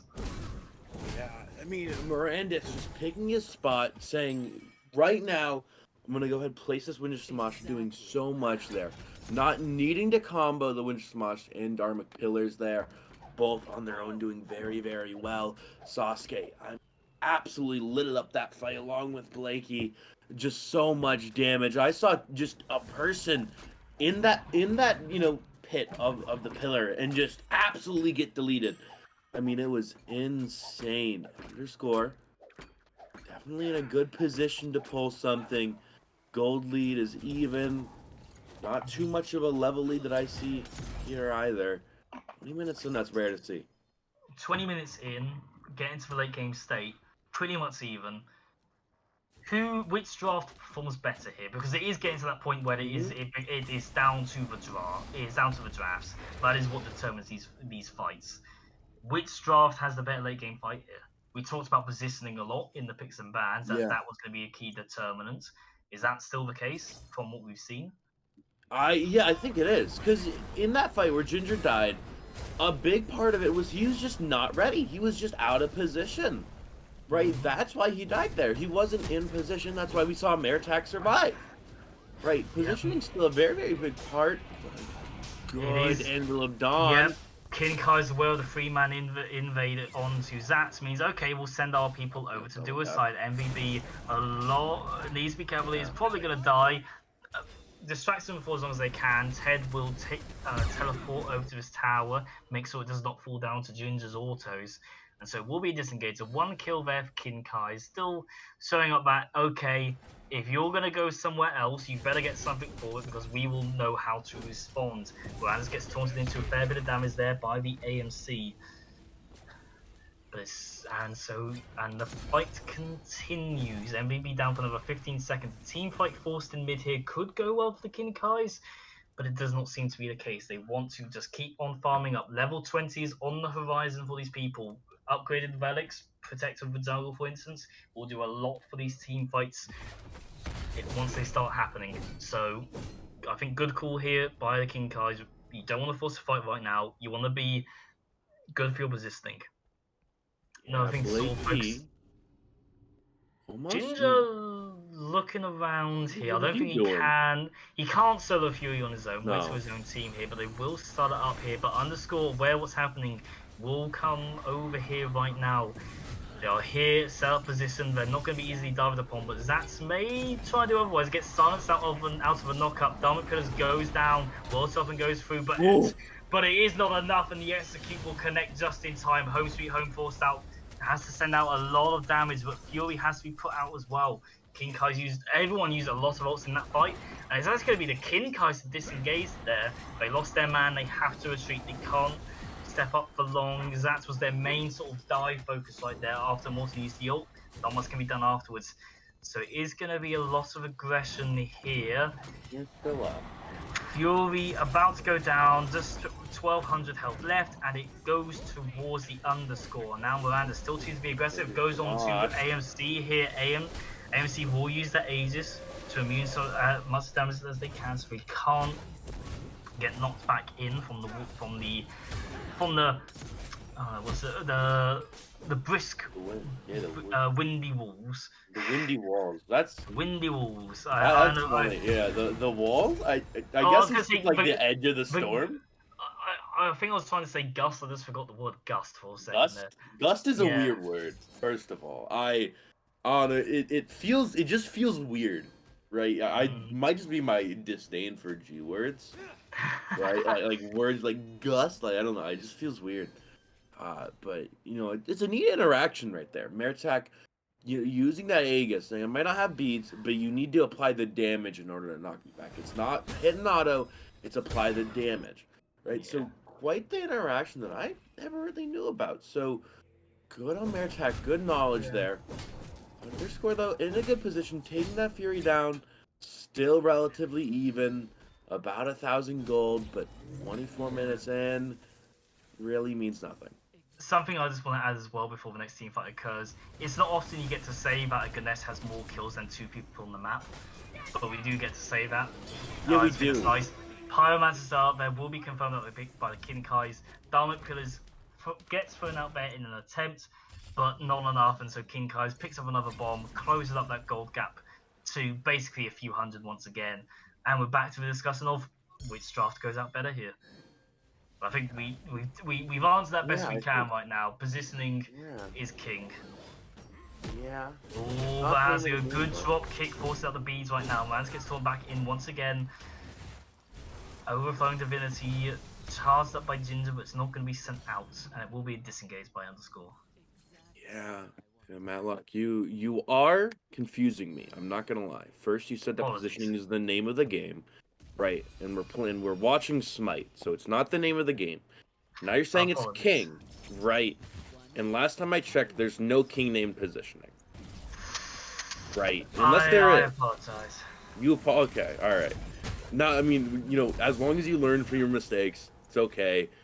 Meritalk though was handing underscored the L right there, so made my life 10 times better.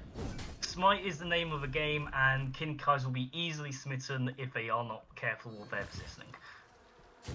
True, actually. I keep laughing at my own bad joke. I'm proud of it. But really really good thing that I'm also proud of is the fact that I knew that Zats was going to build an ethereal staff.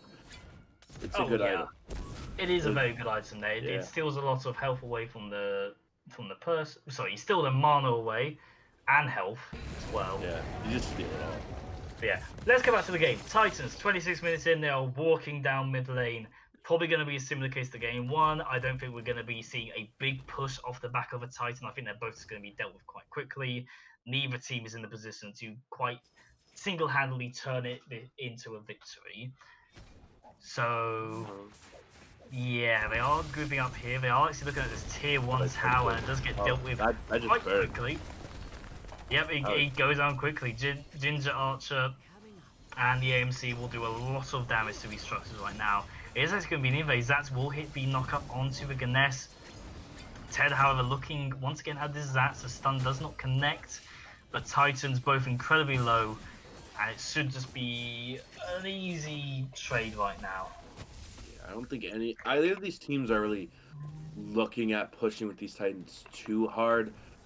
Fight could break out here, or they could just move over. No, We'll hit the blink, but Aegis will be used by Ginger Art to stop damage. Out of Dawn into the sky. Darkness of Night stops them from being able to see, and it will be Mirandus as the target. He's out to get the drop kick out. Will be enough, but it will be a shield enough to get through. Out of dodge right there. And so it will be engaged there by Clover. Gets thrown out. Home Sweet Home does a lot of burn. Dark Killers goes out, tries to catch him out.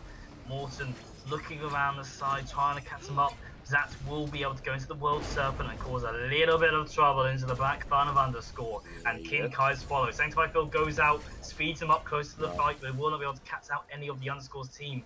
So it will not be any kills anywhere, but Kinkai's being aggressive and being able to follow through with their aggression right now. Gets the Primal Fury off the back of it here, I suspect. Ted is stepping up, will be aggressive, blinking, gets Clover low once again. Ultimate is on the table, but will have to be used as an escape, not as a kill. And so I think, but maybe enough to scare Kinkai's away from the Fury and lets underscore start as their own. Oracles is in the favor of Kinkai, so they are aware it's going on.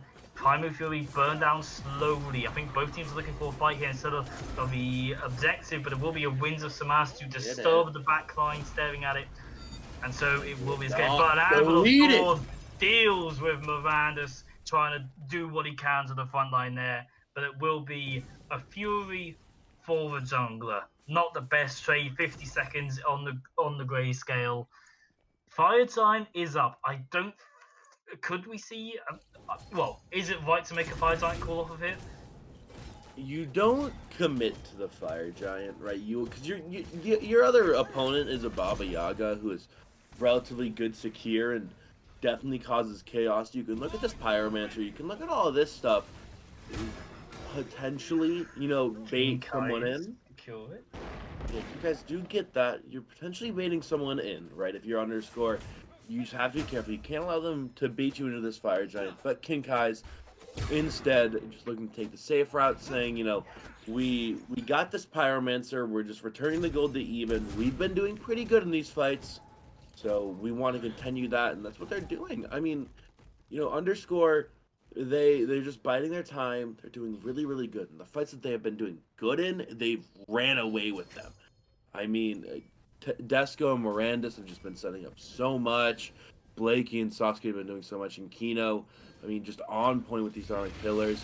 Kinkai's definitely been also doing really good. Morton on point with these Anvils of Dawns. Meritek, when he's able to get these stingers off, has just been setting up for everything. 0, and 3.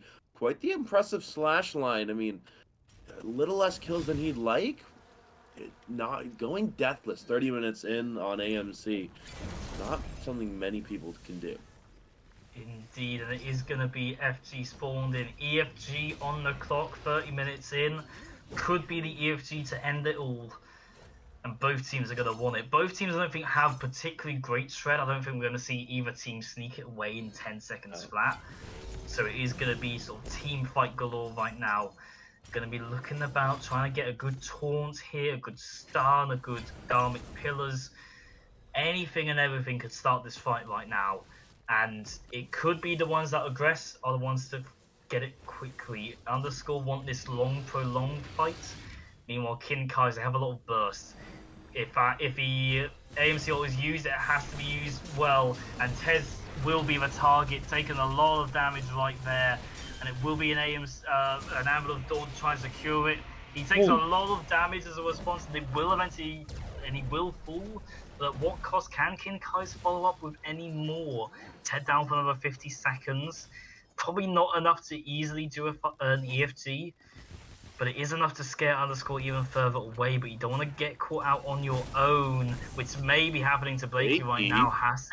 Has to run away. Clover being aggressive right now. Gets torn in, but it may be cost of his life, but a good Sanctified Field will be able to let him get out of dodge.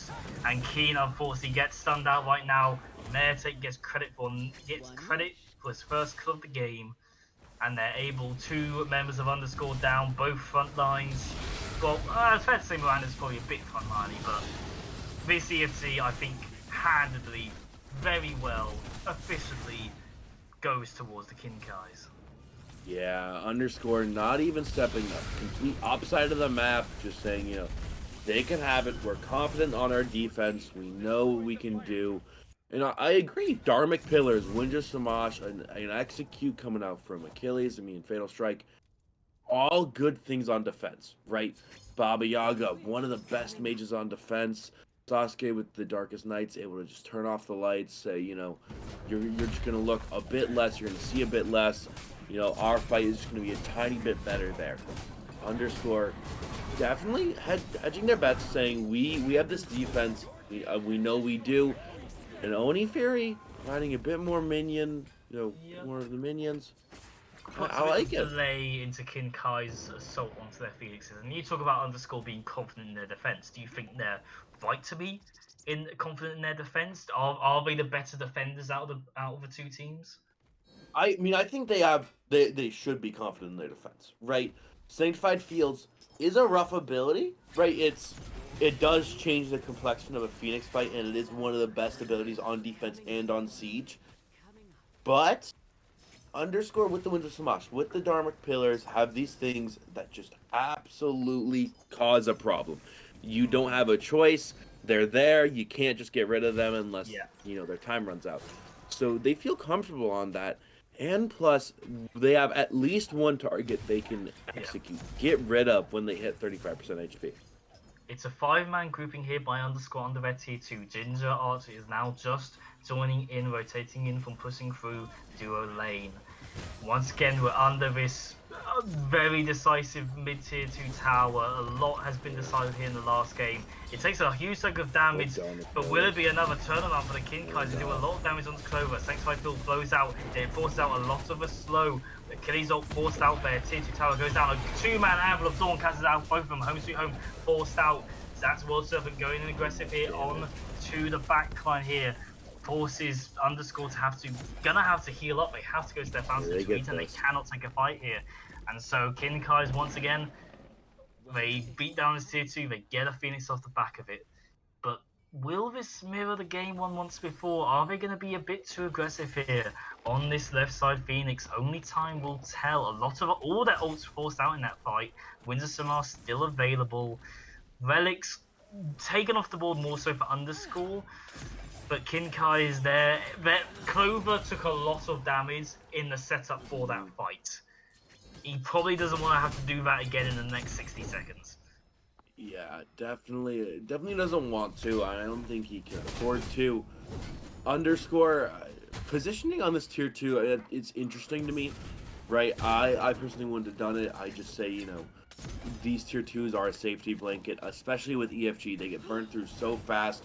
You wanna soft defend them. You know, Underscore staged a tiny bit too long. You know, if they left it a little bit earlier, they would have just been able to defend under that Phoenix. Had, you know, King Kai's would have expended just a tiny, you know, expended it just as much, and they just left. That would have been fine. But what's done is done.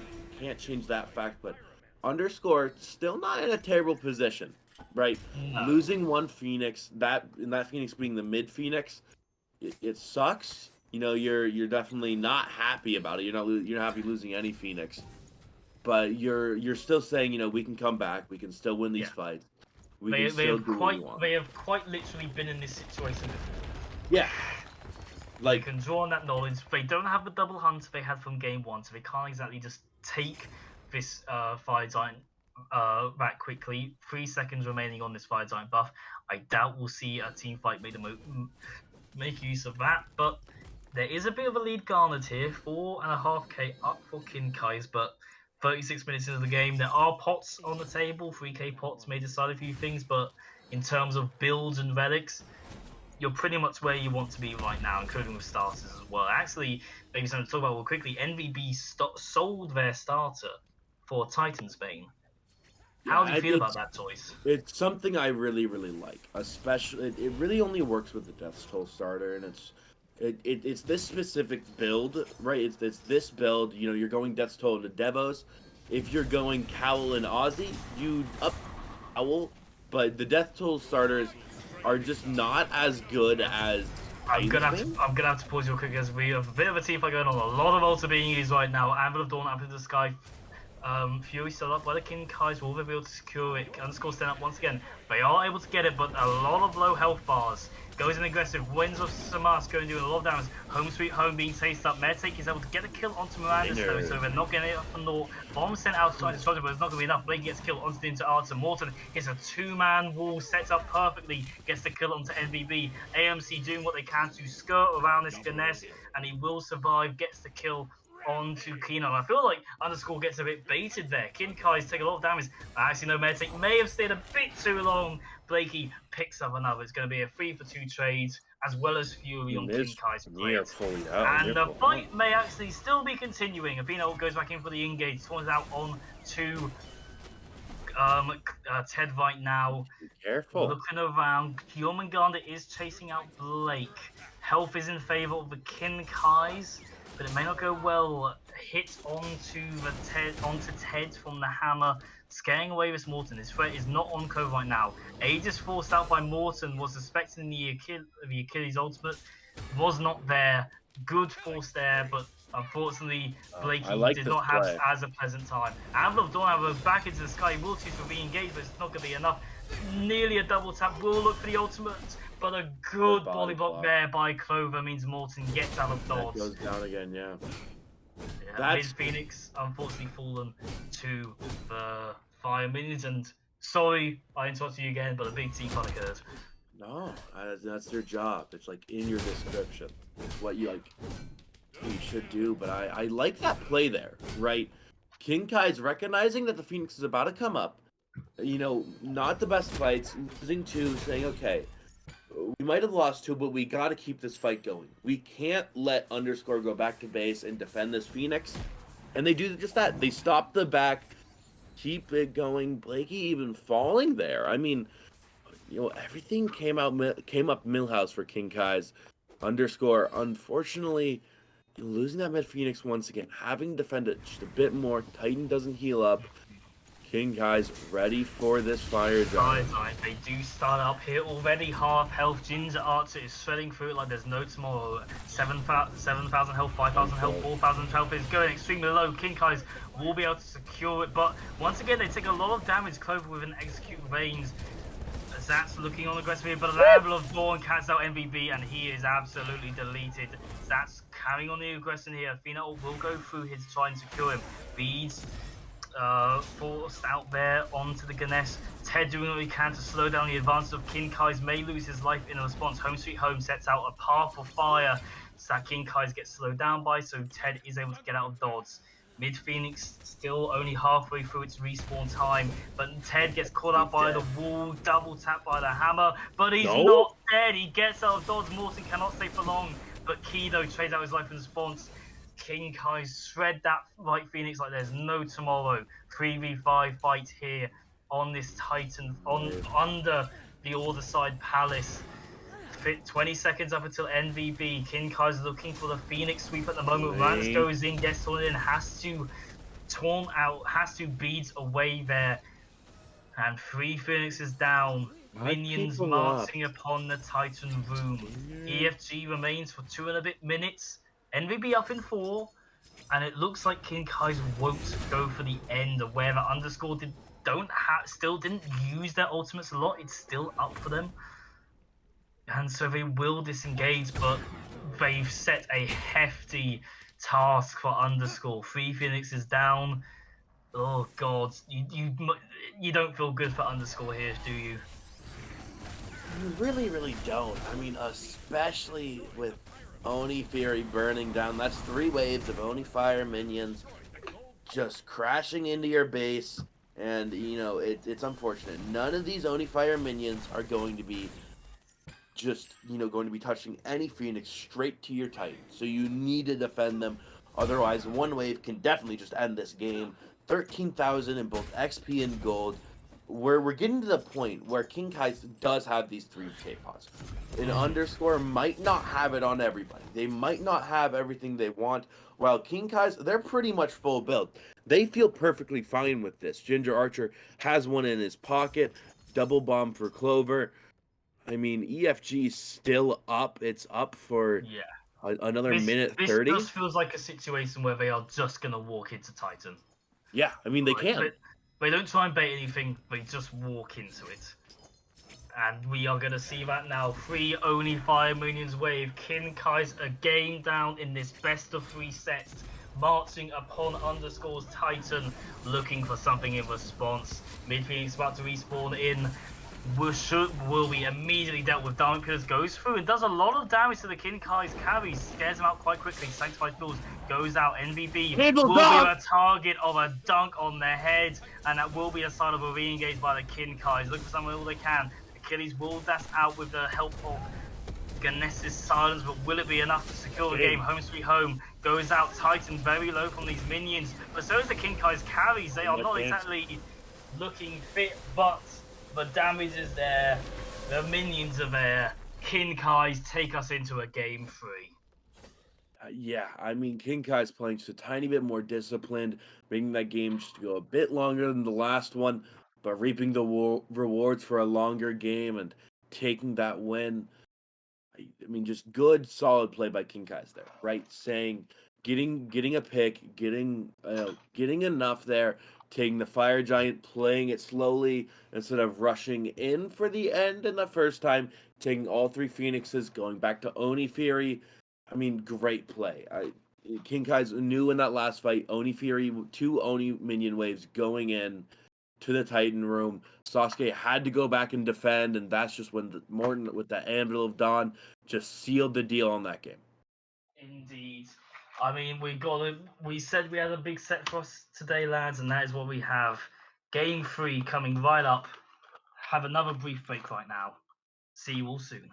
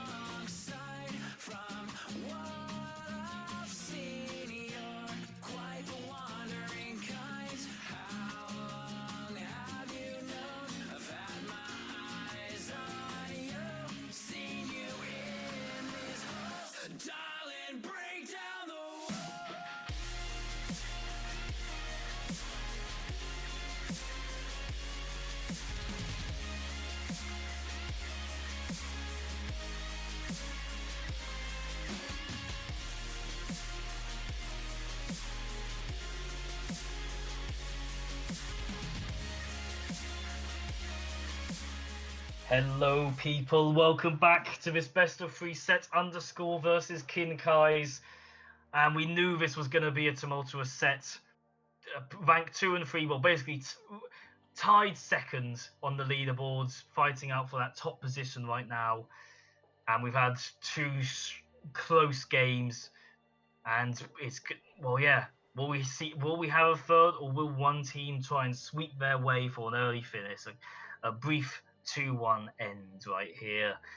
Joined once again by Aslan on the as the caster and Soulslaw in production, and bans looking to be quite similar, at least for the Kinkais. It is going to be an Athena ban here for the underscore. They don't want to deal with that taunt anymore, and they also deal with Morton's 4. 2 games now, Kinkai's had that 2 rotating characters. It's done a lot for them. Underscore wants the Kinkais to prove to us that they can do something else and still win, and I think that's going to go quite well here. Behold, Yemoja's fury! Quite a variation already. Was banned out the previous games. We now see it here. The Yemoja support. How do you feel about it? Yeah, I like Yemoja. Yemoja is really, really good. It forces opponents to grab a jump, because being inside that Rivers of Rebuke is so deadly. It's so rough. So I definitely feel like underscore really, really good with this Yemoja. Kinkai's have been banning it out, but because of underscore banning this Athena and Thor, they had to ban the Kuzumbo, leaving open Yemoja. So good plays, but Kinkai's picking up this Baba Yaga and this Jormungandr. That's scary. Zats did really, really well on this Jormungandr. I'm excited to see what Mertak can do on this Baba Yaga. Indeed, underscore hovering over his Hatsuman here, wanting to pick it up for NVB right now. If they do choose to go that way, Hatsy's still the top hunter. Makes clear sense to pick it up right here. And we saw the Jormungandr on Zats made a lot of space in the late game upon the carries. But I'm interested by this hover here by underscore, and it is going to end up with the Thanatos pick here. How do you think Thanatos is in the current meta? I don't think he's terrible, but I don't think he's great. He's not really my top pick. I think there's definitely a lot of picks above him. Kinkai's has been banning out the Susano and this Baka. Don't think those are Ammon type of character. A bit of technical problems at the moment, but I will continue on as that is sort of with these 2 Camazots to round out that top 3 pick there for the Kinkais. It's going to assume it's going to be a Thanatos Camazots dueling in the jungle. We go into our second stage of bans right now. We see the Anhur and the Achilles and the Yanis as well, so quite a heavy deviation from the bans we've been seeing so far. Could suggest the Kinkais maybe want to pick up Susano that they've been banning out so far, and a Susano versus Hatsuman and Thanatos. Well, actually, no, you've already got Camazots. They probably don't want Susano. Actually, that makes sense. Sorry, I am being stupid. Makes sense to not ban out for Susano. Who's going to pick it up? That's me being blind. I apologize. It's going to be the X-Bowl. Round out the bans right there for the underscore team. And so we'll go into our next stage of picks phase 2, people. And it's going to be the Terra Hover by the Kinkais. Mother Earth is and here it is going to be selected in. And so Kinkai's quite... It feels like the front line is going to be quite a dominant force for them, especially with Baba Yaga is able to pick up this prophetic cloak and fully evolve it.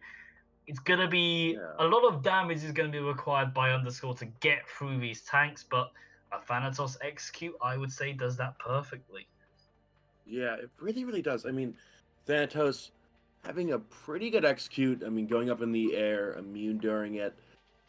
Definitely with the stun. I mean, it's one of the better executes in the game, if not the best.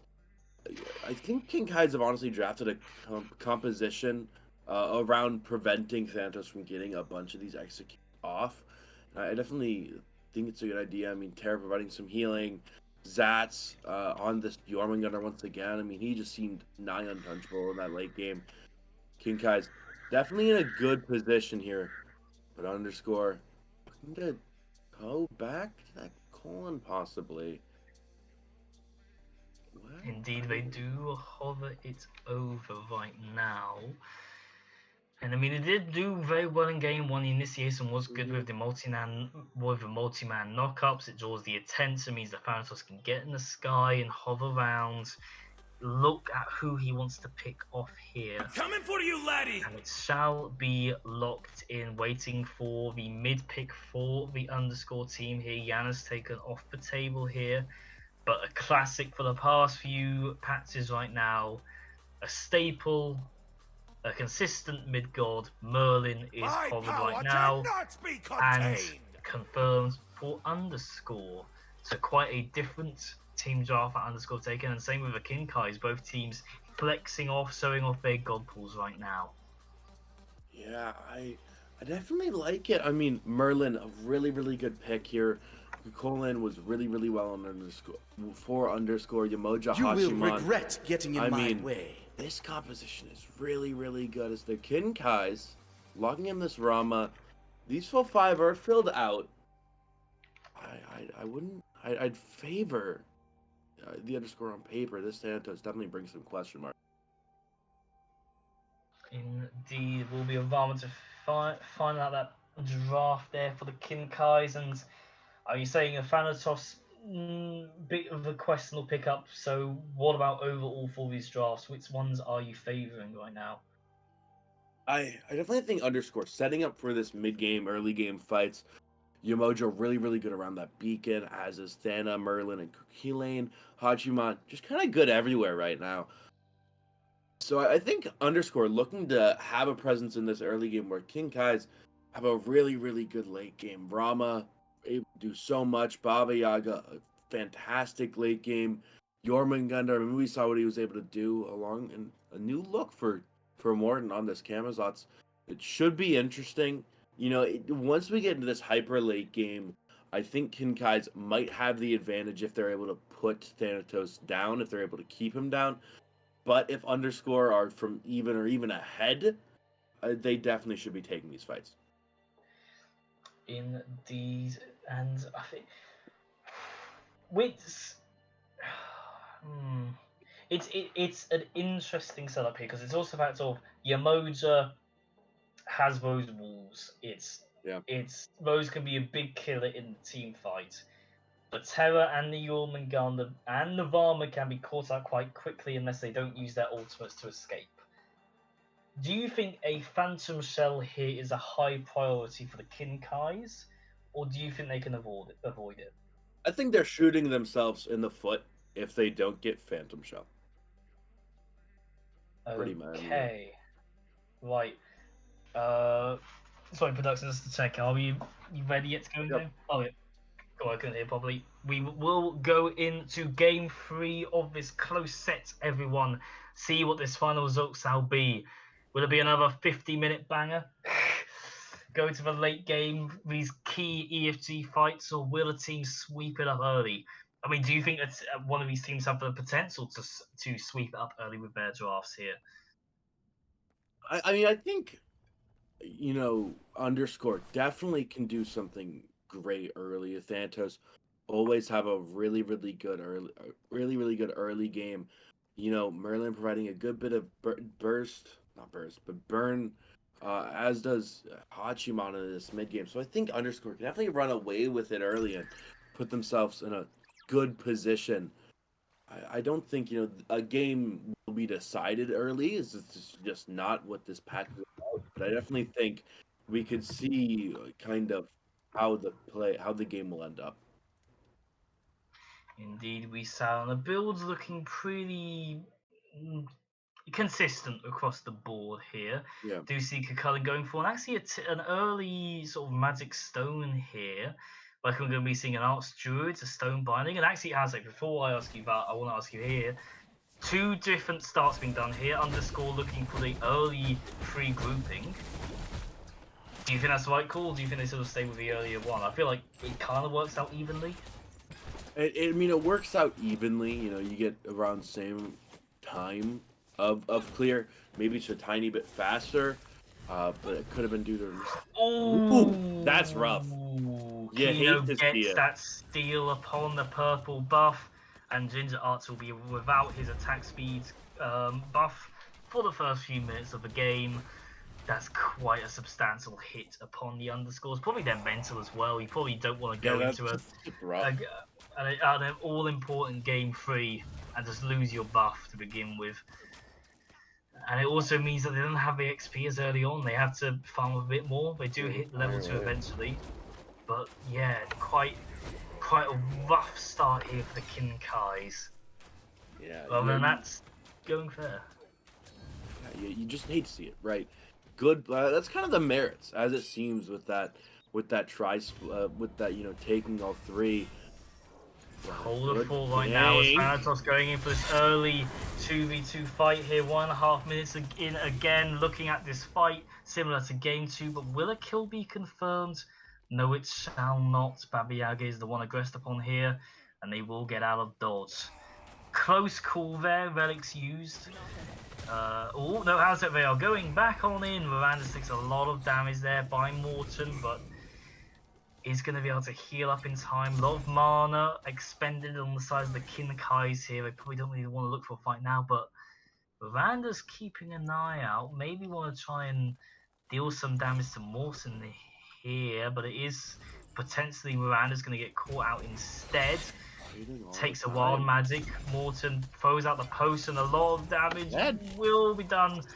And the auto attack seals the fate of Miranda's. Mertake gets first blood. Kinkai starting off well. Yeah, I mean, that's just what you want to see. You know, Mertake getting a first blood on this Baba Yaga, as did Blakey last game. It ended up being really, really good for him early. I mean, Miranda's just got a bit greedy. I mean, just kind of saying, you know, oh, I can stay here, I can do this. Morton and Mertek just kind of death by 1,000 cuts there, as it seemed. I really, really like what they did. You know, Blakey, maybe a miscommunication there. Not 100% sure. But, I mean, luckily, it's an early kill isn't going to mean everything is in the dirt. You know, you're suffering. It's going to end up being okay. Seemingly not even a level lead out of the difference. Indeed, and Okina looking to maybe get this purple buff once again. Ginger Arthur does not want that to happen. A Riptide onto it, and Again! it is unfortunately going to be stolen once again. Kinkai's got first blood, but all their mentals. I know. Ginger must be feeling very sad right now that he cannot get a blue buff for himself. As an ADC main, honestly, if my purple gets stolen, like if the first one gets stolen, I'm just like, damn, that sucks. If my second one gets stolen and like lane's going okay, you know, we're just kind of like pushing the waves, you know, clearing them, and these just get stolen out because I didn't confirm it. That is just a mental breaker, but a good execute. Oh, Sats is forced under tower, a close solo fight there, but Miranda's has that hovering death, no one is safe, and Zats unfortunately finds that Zats unfortunately meets his death upon Thanatos' scythe, but it is going to be a blink here, an engage here by Morton onto this solo, try and find out, but a good double stun from the Moonstrike, and it's going to be a re-engage by Morton by the Devour. He goes for the ultimate. Will it be enough? I think another swipe would have done it, but he's not going to risk it. But a lot of damage being done, and the flag will be enough for MVP to find the kill on Takovi. He goes in aggressively. River's Rebuke goes on out, hits the stun from the Moonstrike, and MVP picks up a double kill off the back of it. Meanwhile, Miranda's following off. Bear take from this rotation, so MVP's going to be picked up. Home sweet home now, going to knock back Miranda's. The damage goes out, may not be enough for kill, but Rama's strike of Rama's ult may change that story. Oh god, it's gonna be low, and Medtake goes down. A rough team fight there, I think, for both teams involved, but goes in favour. Goes in favour for underscore, but a good rotation by Medtake to try and get something out of it for his team. Not again. Not again. Blink into Ginger Archer. The bubble goes out, slows him down, stun connects, and Miranda's picks up a third kill, a third soul for his palette. will be another kill for underscore. Maybe Ginger answer. Oof. The mental. I was wrong. Kino isn't the menace. Mirandus is. Just one picks up a kill in right. Underscore is just turned it on. They are taking these buffs. It doesn't matter. They're saying they're mine now. I own them. I'm the captain now. Yeah. They just got sick from game 2. Yeah. They said, you know what? We're gonna go ahead and we're gonna win this early. You have a Thanatos who's 3-1 on a killing spree now. The Hachimon you're facing, well, yeah, he's 2-1 now with a level lead. You're not having a good time. I mean, Kinkai's, they need to be careful. They can't take any early game spells because it's only gonna grow that lead. I mean, what, 1.5 thousand gold in it right now? I mean, that's just too much. You can't be allowing this to happen. A good positive note: Ginger has his purple. True, actually true. He managed to get his own. Morton made the rotation to secure it, but a bit of a mid 2v2 scuffle here. But it won't be enough. But it will be a jungler meetup here on this right camp. On these right camps, stun connects. Has to go into the hovering death. Meanwhile, Morton also goes up into the sky. Does not want to be found out. To be stunned. Does not want to be stunned out here. Will be. The Clover as the time, but good River's Rebuke catches out Kinkai's in this little gap. And he gets the kill! Will secure the kill. A good forward entrapment there by Kino. I feel like if underscore a bit more well, they could have followed off on that. Ginger Arts meanwhile taking out a lot of damage. No.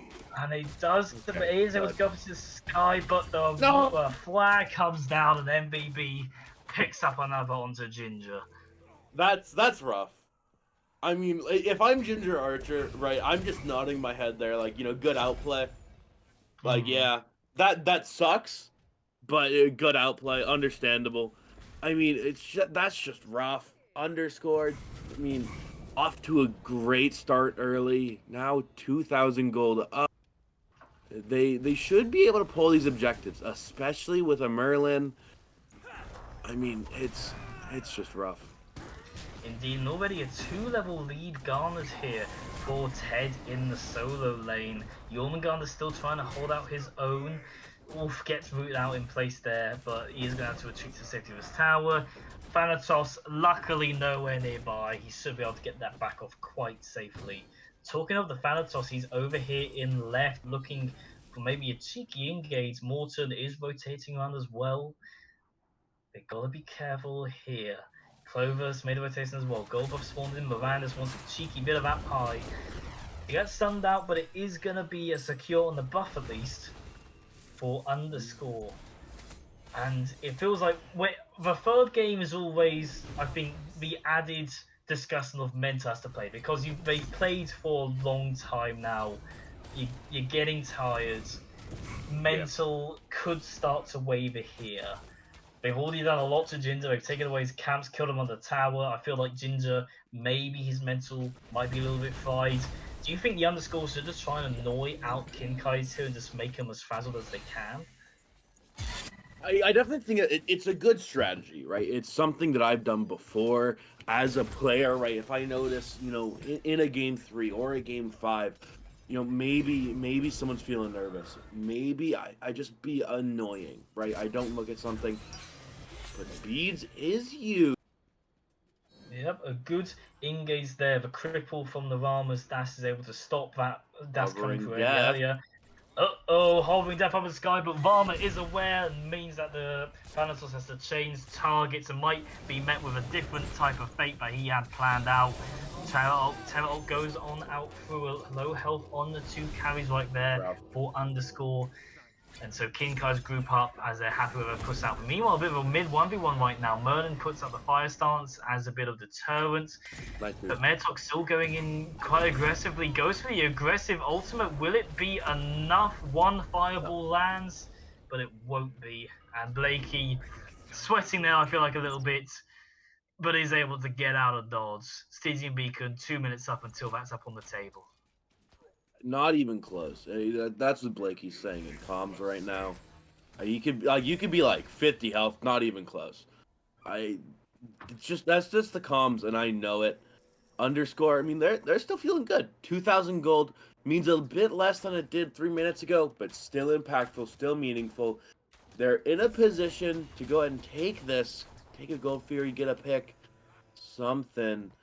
Underscore, I mean, last game they got a bit complacent, not doing what they needed. Indeed, Ginger also forced on the tower here, takes a lot of damage in poke right now, but the tower will continue to stand for maybe another 30 seconds. Yeah, possibly. These guys, Underscore, pushing down this tower, wanting to get that extra gold, wanting to get something off of it. I definitely think it's a good idea. Mirandus confirming those camps. Underscore, I mean, they're in a good spot, right? King Kai's also in a spot they're comfortable with. Stretching above 2,000 gold now. You need to be careful, though, if you are Zats. Yep, Zat's still 2 levels down, but he does have the health lead over Ted right now. Bellowing Breath? I forget what it's called. Something Bellow. Does a lot of chunk in response, but I don't think he's going to be staying here for too long. Ted is low, but not a lot of wards that Zats has put down right now, so you don't really know where Mirandus is about to strike. We do know, however, and he is graciously splitting his camps with the mid. It definitely, it's something that, you know, we saw a bit later into the season, right? Was these, well, not later in the season, but later into this year, right? Where at the beginning of the year, it was just kind of like, oh, I do this and you do this on your own. But now we're seeing these junglers and mids split those, the yellow and the red together. As Stygian Beacon does go over to Kinkai's. Which is a bit weird considering Underscore do have the gold lead at the moment, but feels like they prioritize pushing in lane more so than this Stygian Beacon. How do you feel about that prioritization? You can lose one, right? Because as long as you get the next one or something like that, you'll feel fine because it lessens from, you know, a difference of movement speed and damage to objectives to you guys are on an equal playing field.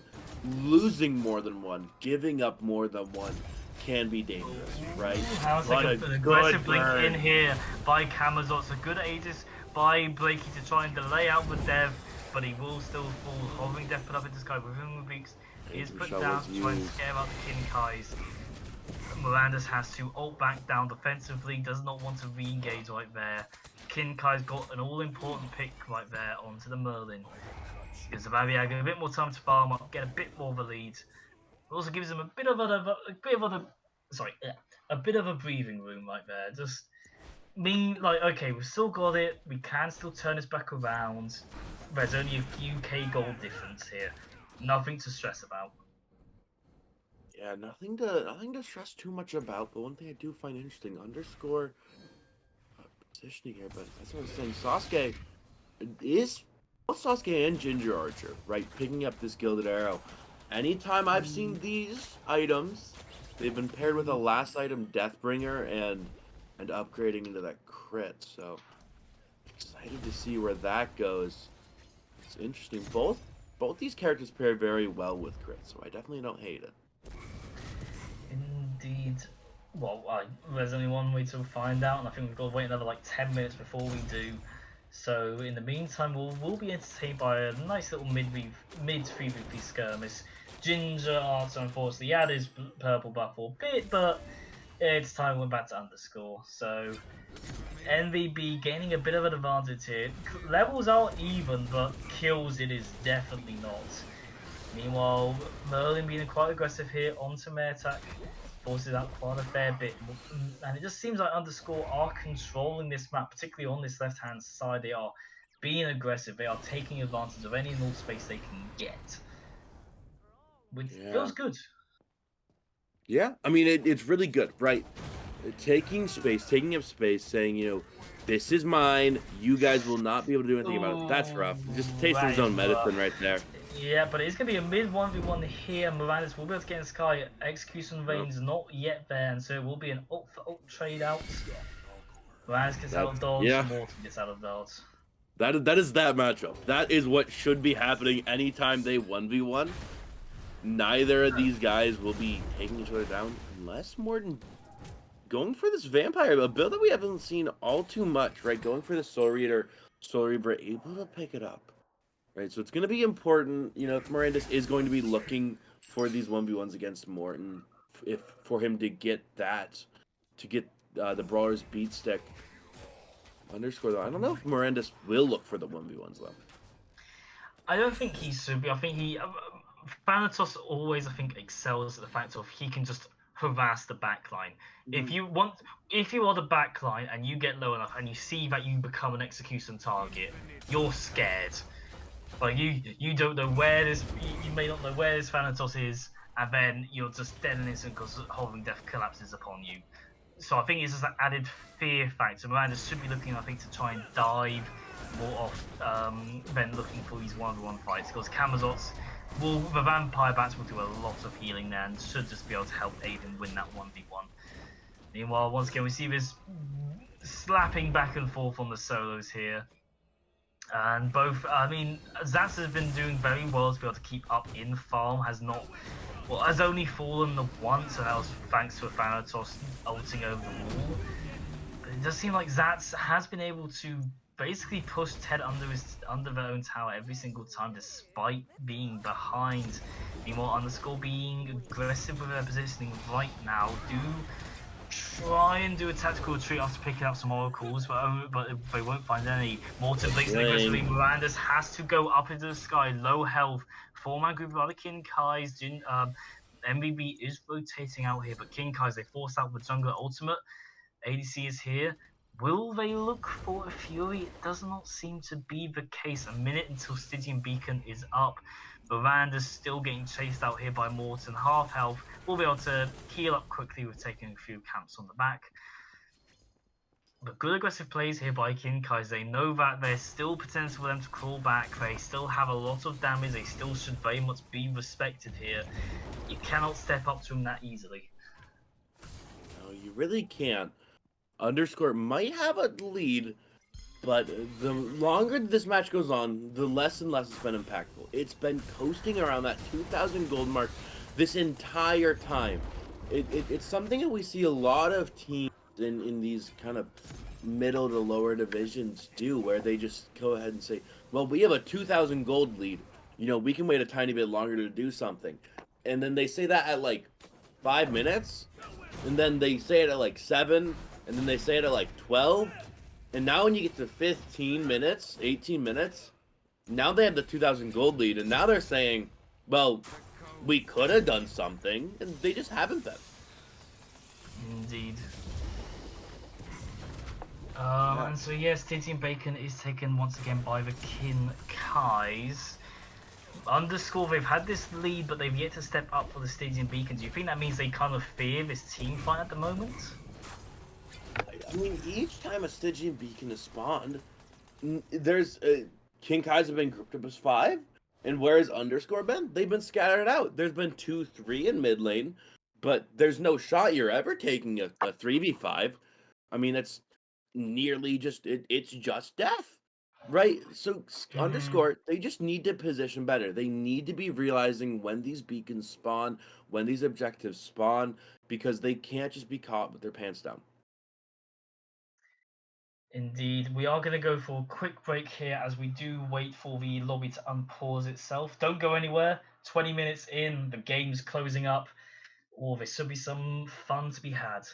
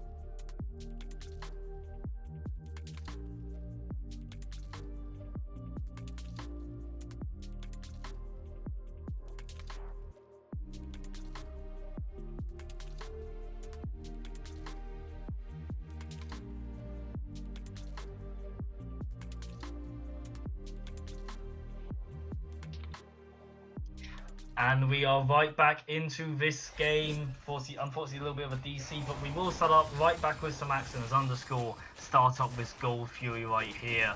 King Kai's have the oracles, they know it's underway, but the shred is there. Underscore deal with it quickly. Rama did go up into the sky to try and shoot it out, but unfortunately the timing was not quite right, and that is going to be a Rama ult if anything. But King Kai's respond in kind. They are going to pick up a Pyromancer ult, but a good knock up onto Morton from the Kukulkan ultimate. Meanwhile, Miranda's goes in for the ultimate for the engage right now, and Home Sweet Home says, no, you're not doing that here. Morton goes in and absolutely decimates Miranda's with that ability blinking. Meanwhile, Ted still being a danger to the backline, still very low. Morton, meanwhile, in kind, absolutely messing here. Unfortunately, the Riptide does not cut out Morton, and Blakey taking a lot of damage, but the Fire Stance comes through and kills Morton in revenge. Matak gets credit for the kill onto Blakey in the end, however. It is going to be a 2-for-1 trade out, but it does force off King Kai's from the Pyromancer, so still, well, I think it's in favor of Underscore. How would you say that fares? I think, if we're including this Fury, you feel good about it. That is the first Fury of the game, so it sets a precedent. And it's kind of for Underscore to say, hey, we pulled this objective. We can do these objectives. We don't need to be scared of them. So I definitely like that. I like the play, right? Miranda's dying there, it feels rough, but as long as, you still pick up these objectives, it definitely is completely worth for Underscore. Indeed, and it's going to be Underscore picking up this Pyromancer now. Good, a bomb, I think, are they going to take? Yeah, a bomb added to their pockets. Yep.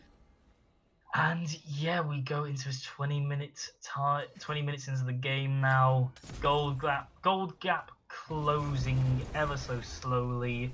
Pretty much plateau, but XP actually in favour of the Kinkai, so quite an interesting story to tell there. I mean, this entire game, Zats has been quite behind Ted, but now actually level up. But Miranda's is here to maybe turn a chapter in that book. A big fight starting up. Miranda's takes a lot of damage, but is just able to get into Hovering Death in time. But World Serpent put out now. Ted in a bit of trouble. Hovering Death helps Miranda's get back to a safety for tier 2. But Ted is low. Ted is dead. Mertek picks up credit for that. Meanwhile, Kamazoff goes into the ultimate. Blakey is in a lot of pressure here. Goes into the Fire Stance to try and shred someone down, but it's not going to be enough. A 2-0 pickup here for the Kinkais. Fire Giant possibly quite easily on the menu here, but looks to be they're actually going to try and push down a tier 1 tower here, get a bit more leverage right now in this mid lane. Yeah, Ginger there. Yeah, Ginger is not here at all yet. He's actually pushing down still. And it's actually going to be Miranda's going to look at Ginger here. But minions stop out the blink. And Ginger should be able to get out of dodge quite safely. Yeah, I just think it's a really odd play for Ginger not to be, his team winning that fight, right? And not to be just walking over to that Fire Giant. I mean, maybe they just didn't feel safe taking it that early, saying, maybe we don't have the stick here, we don't have this, we don't have that.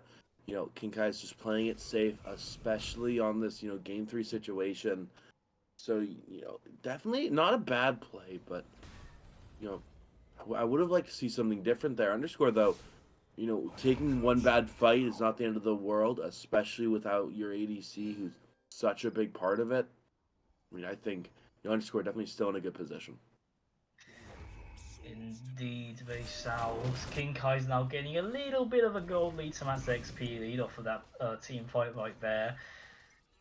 And we're 7 minutes away from an EFG. Do you think we're going to see an FG before the 30-minute mark?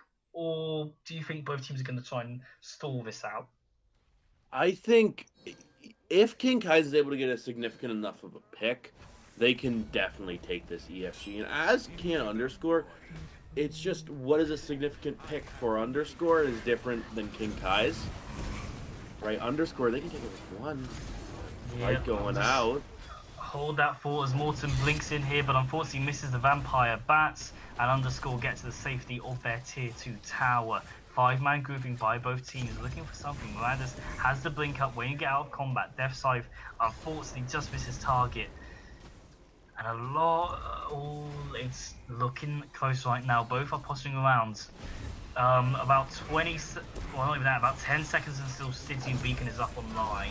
And it will be an aggressive in here. Arc goes out, Terrell goes through, and a lot of damage being done to Underscore. Cam's ult goes up in the sky. Ginger, MVP tries to ult out dodge, but the World Server catches up. Meanwhile, Miranda's finds that execute. It's a 2-for-0 trade, but in the backline with their Phoenix's Mertek gets a kill onto Blakey. Ted trying to find a kill onto Clover right now, but Clover just has enough defenses and Ginger enough offenses to try to scare away the Ku Cullen. Miranda's still looking about, has the Bloodforge shield for a little while longer, and is able to turn it in onto Zats.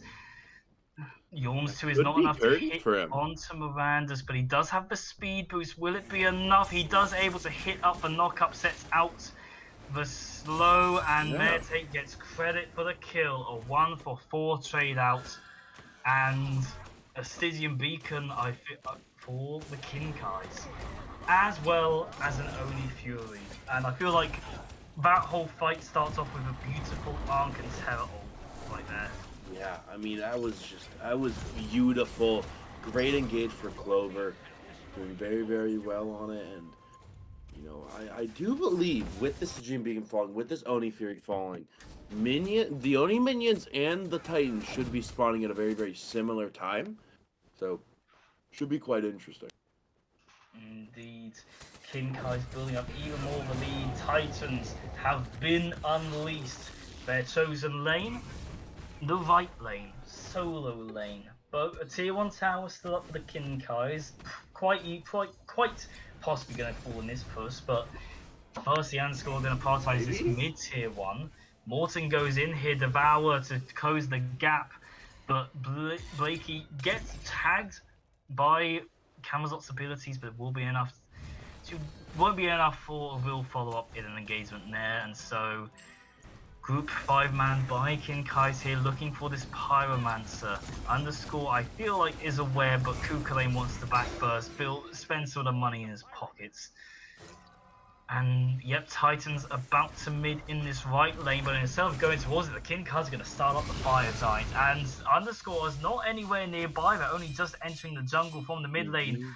But Miranda's is beeline towards it, makes his team aware, but Morton doing what he can, goes up into the sky, but Morton will also do the same to avoid out this execute. And Miranda's that ult is not going to find a target, and Kinkai's will also kill the Fire Giant, but Miranda's is able to turn it around onto Morton, so they lose 1 in response.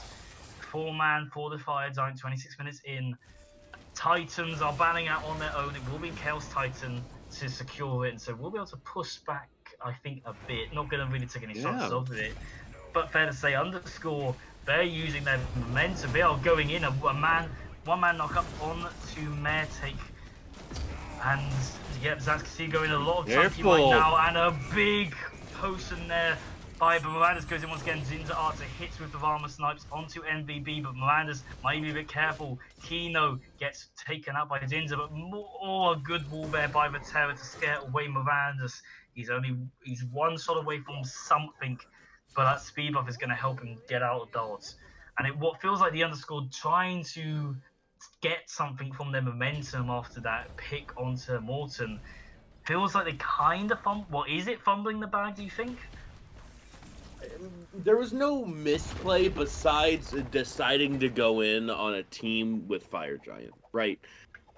That fight went as well as it could have, frankly. I mean, you know, a few missed abilities here and there, but it's not like Underscore's really kind of like, oh, you know, if I hit this ability, that fight would have been completely different.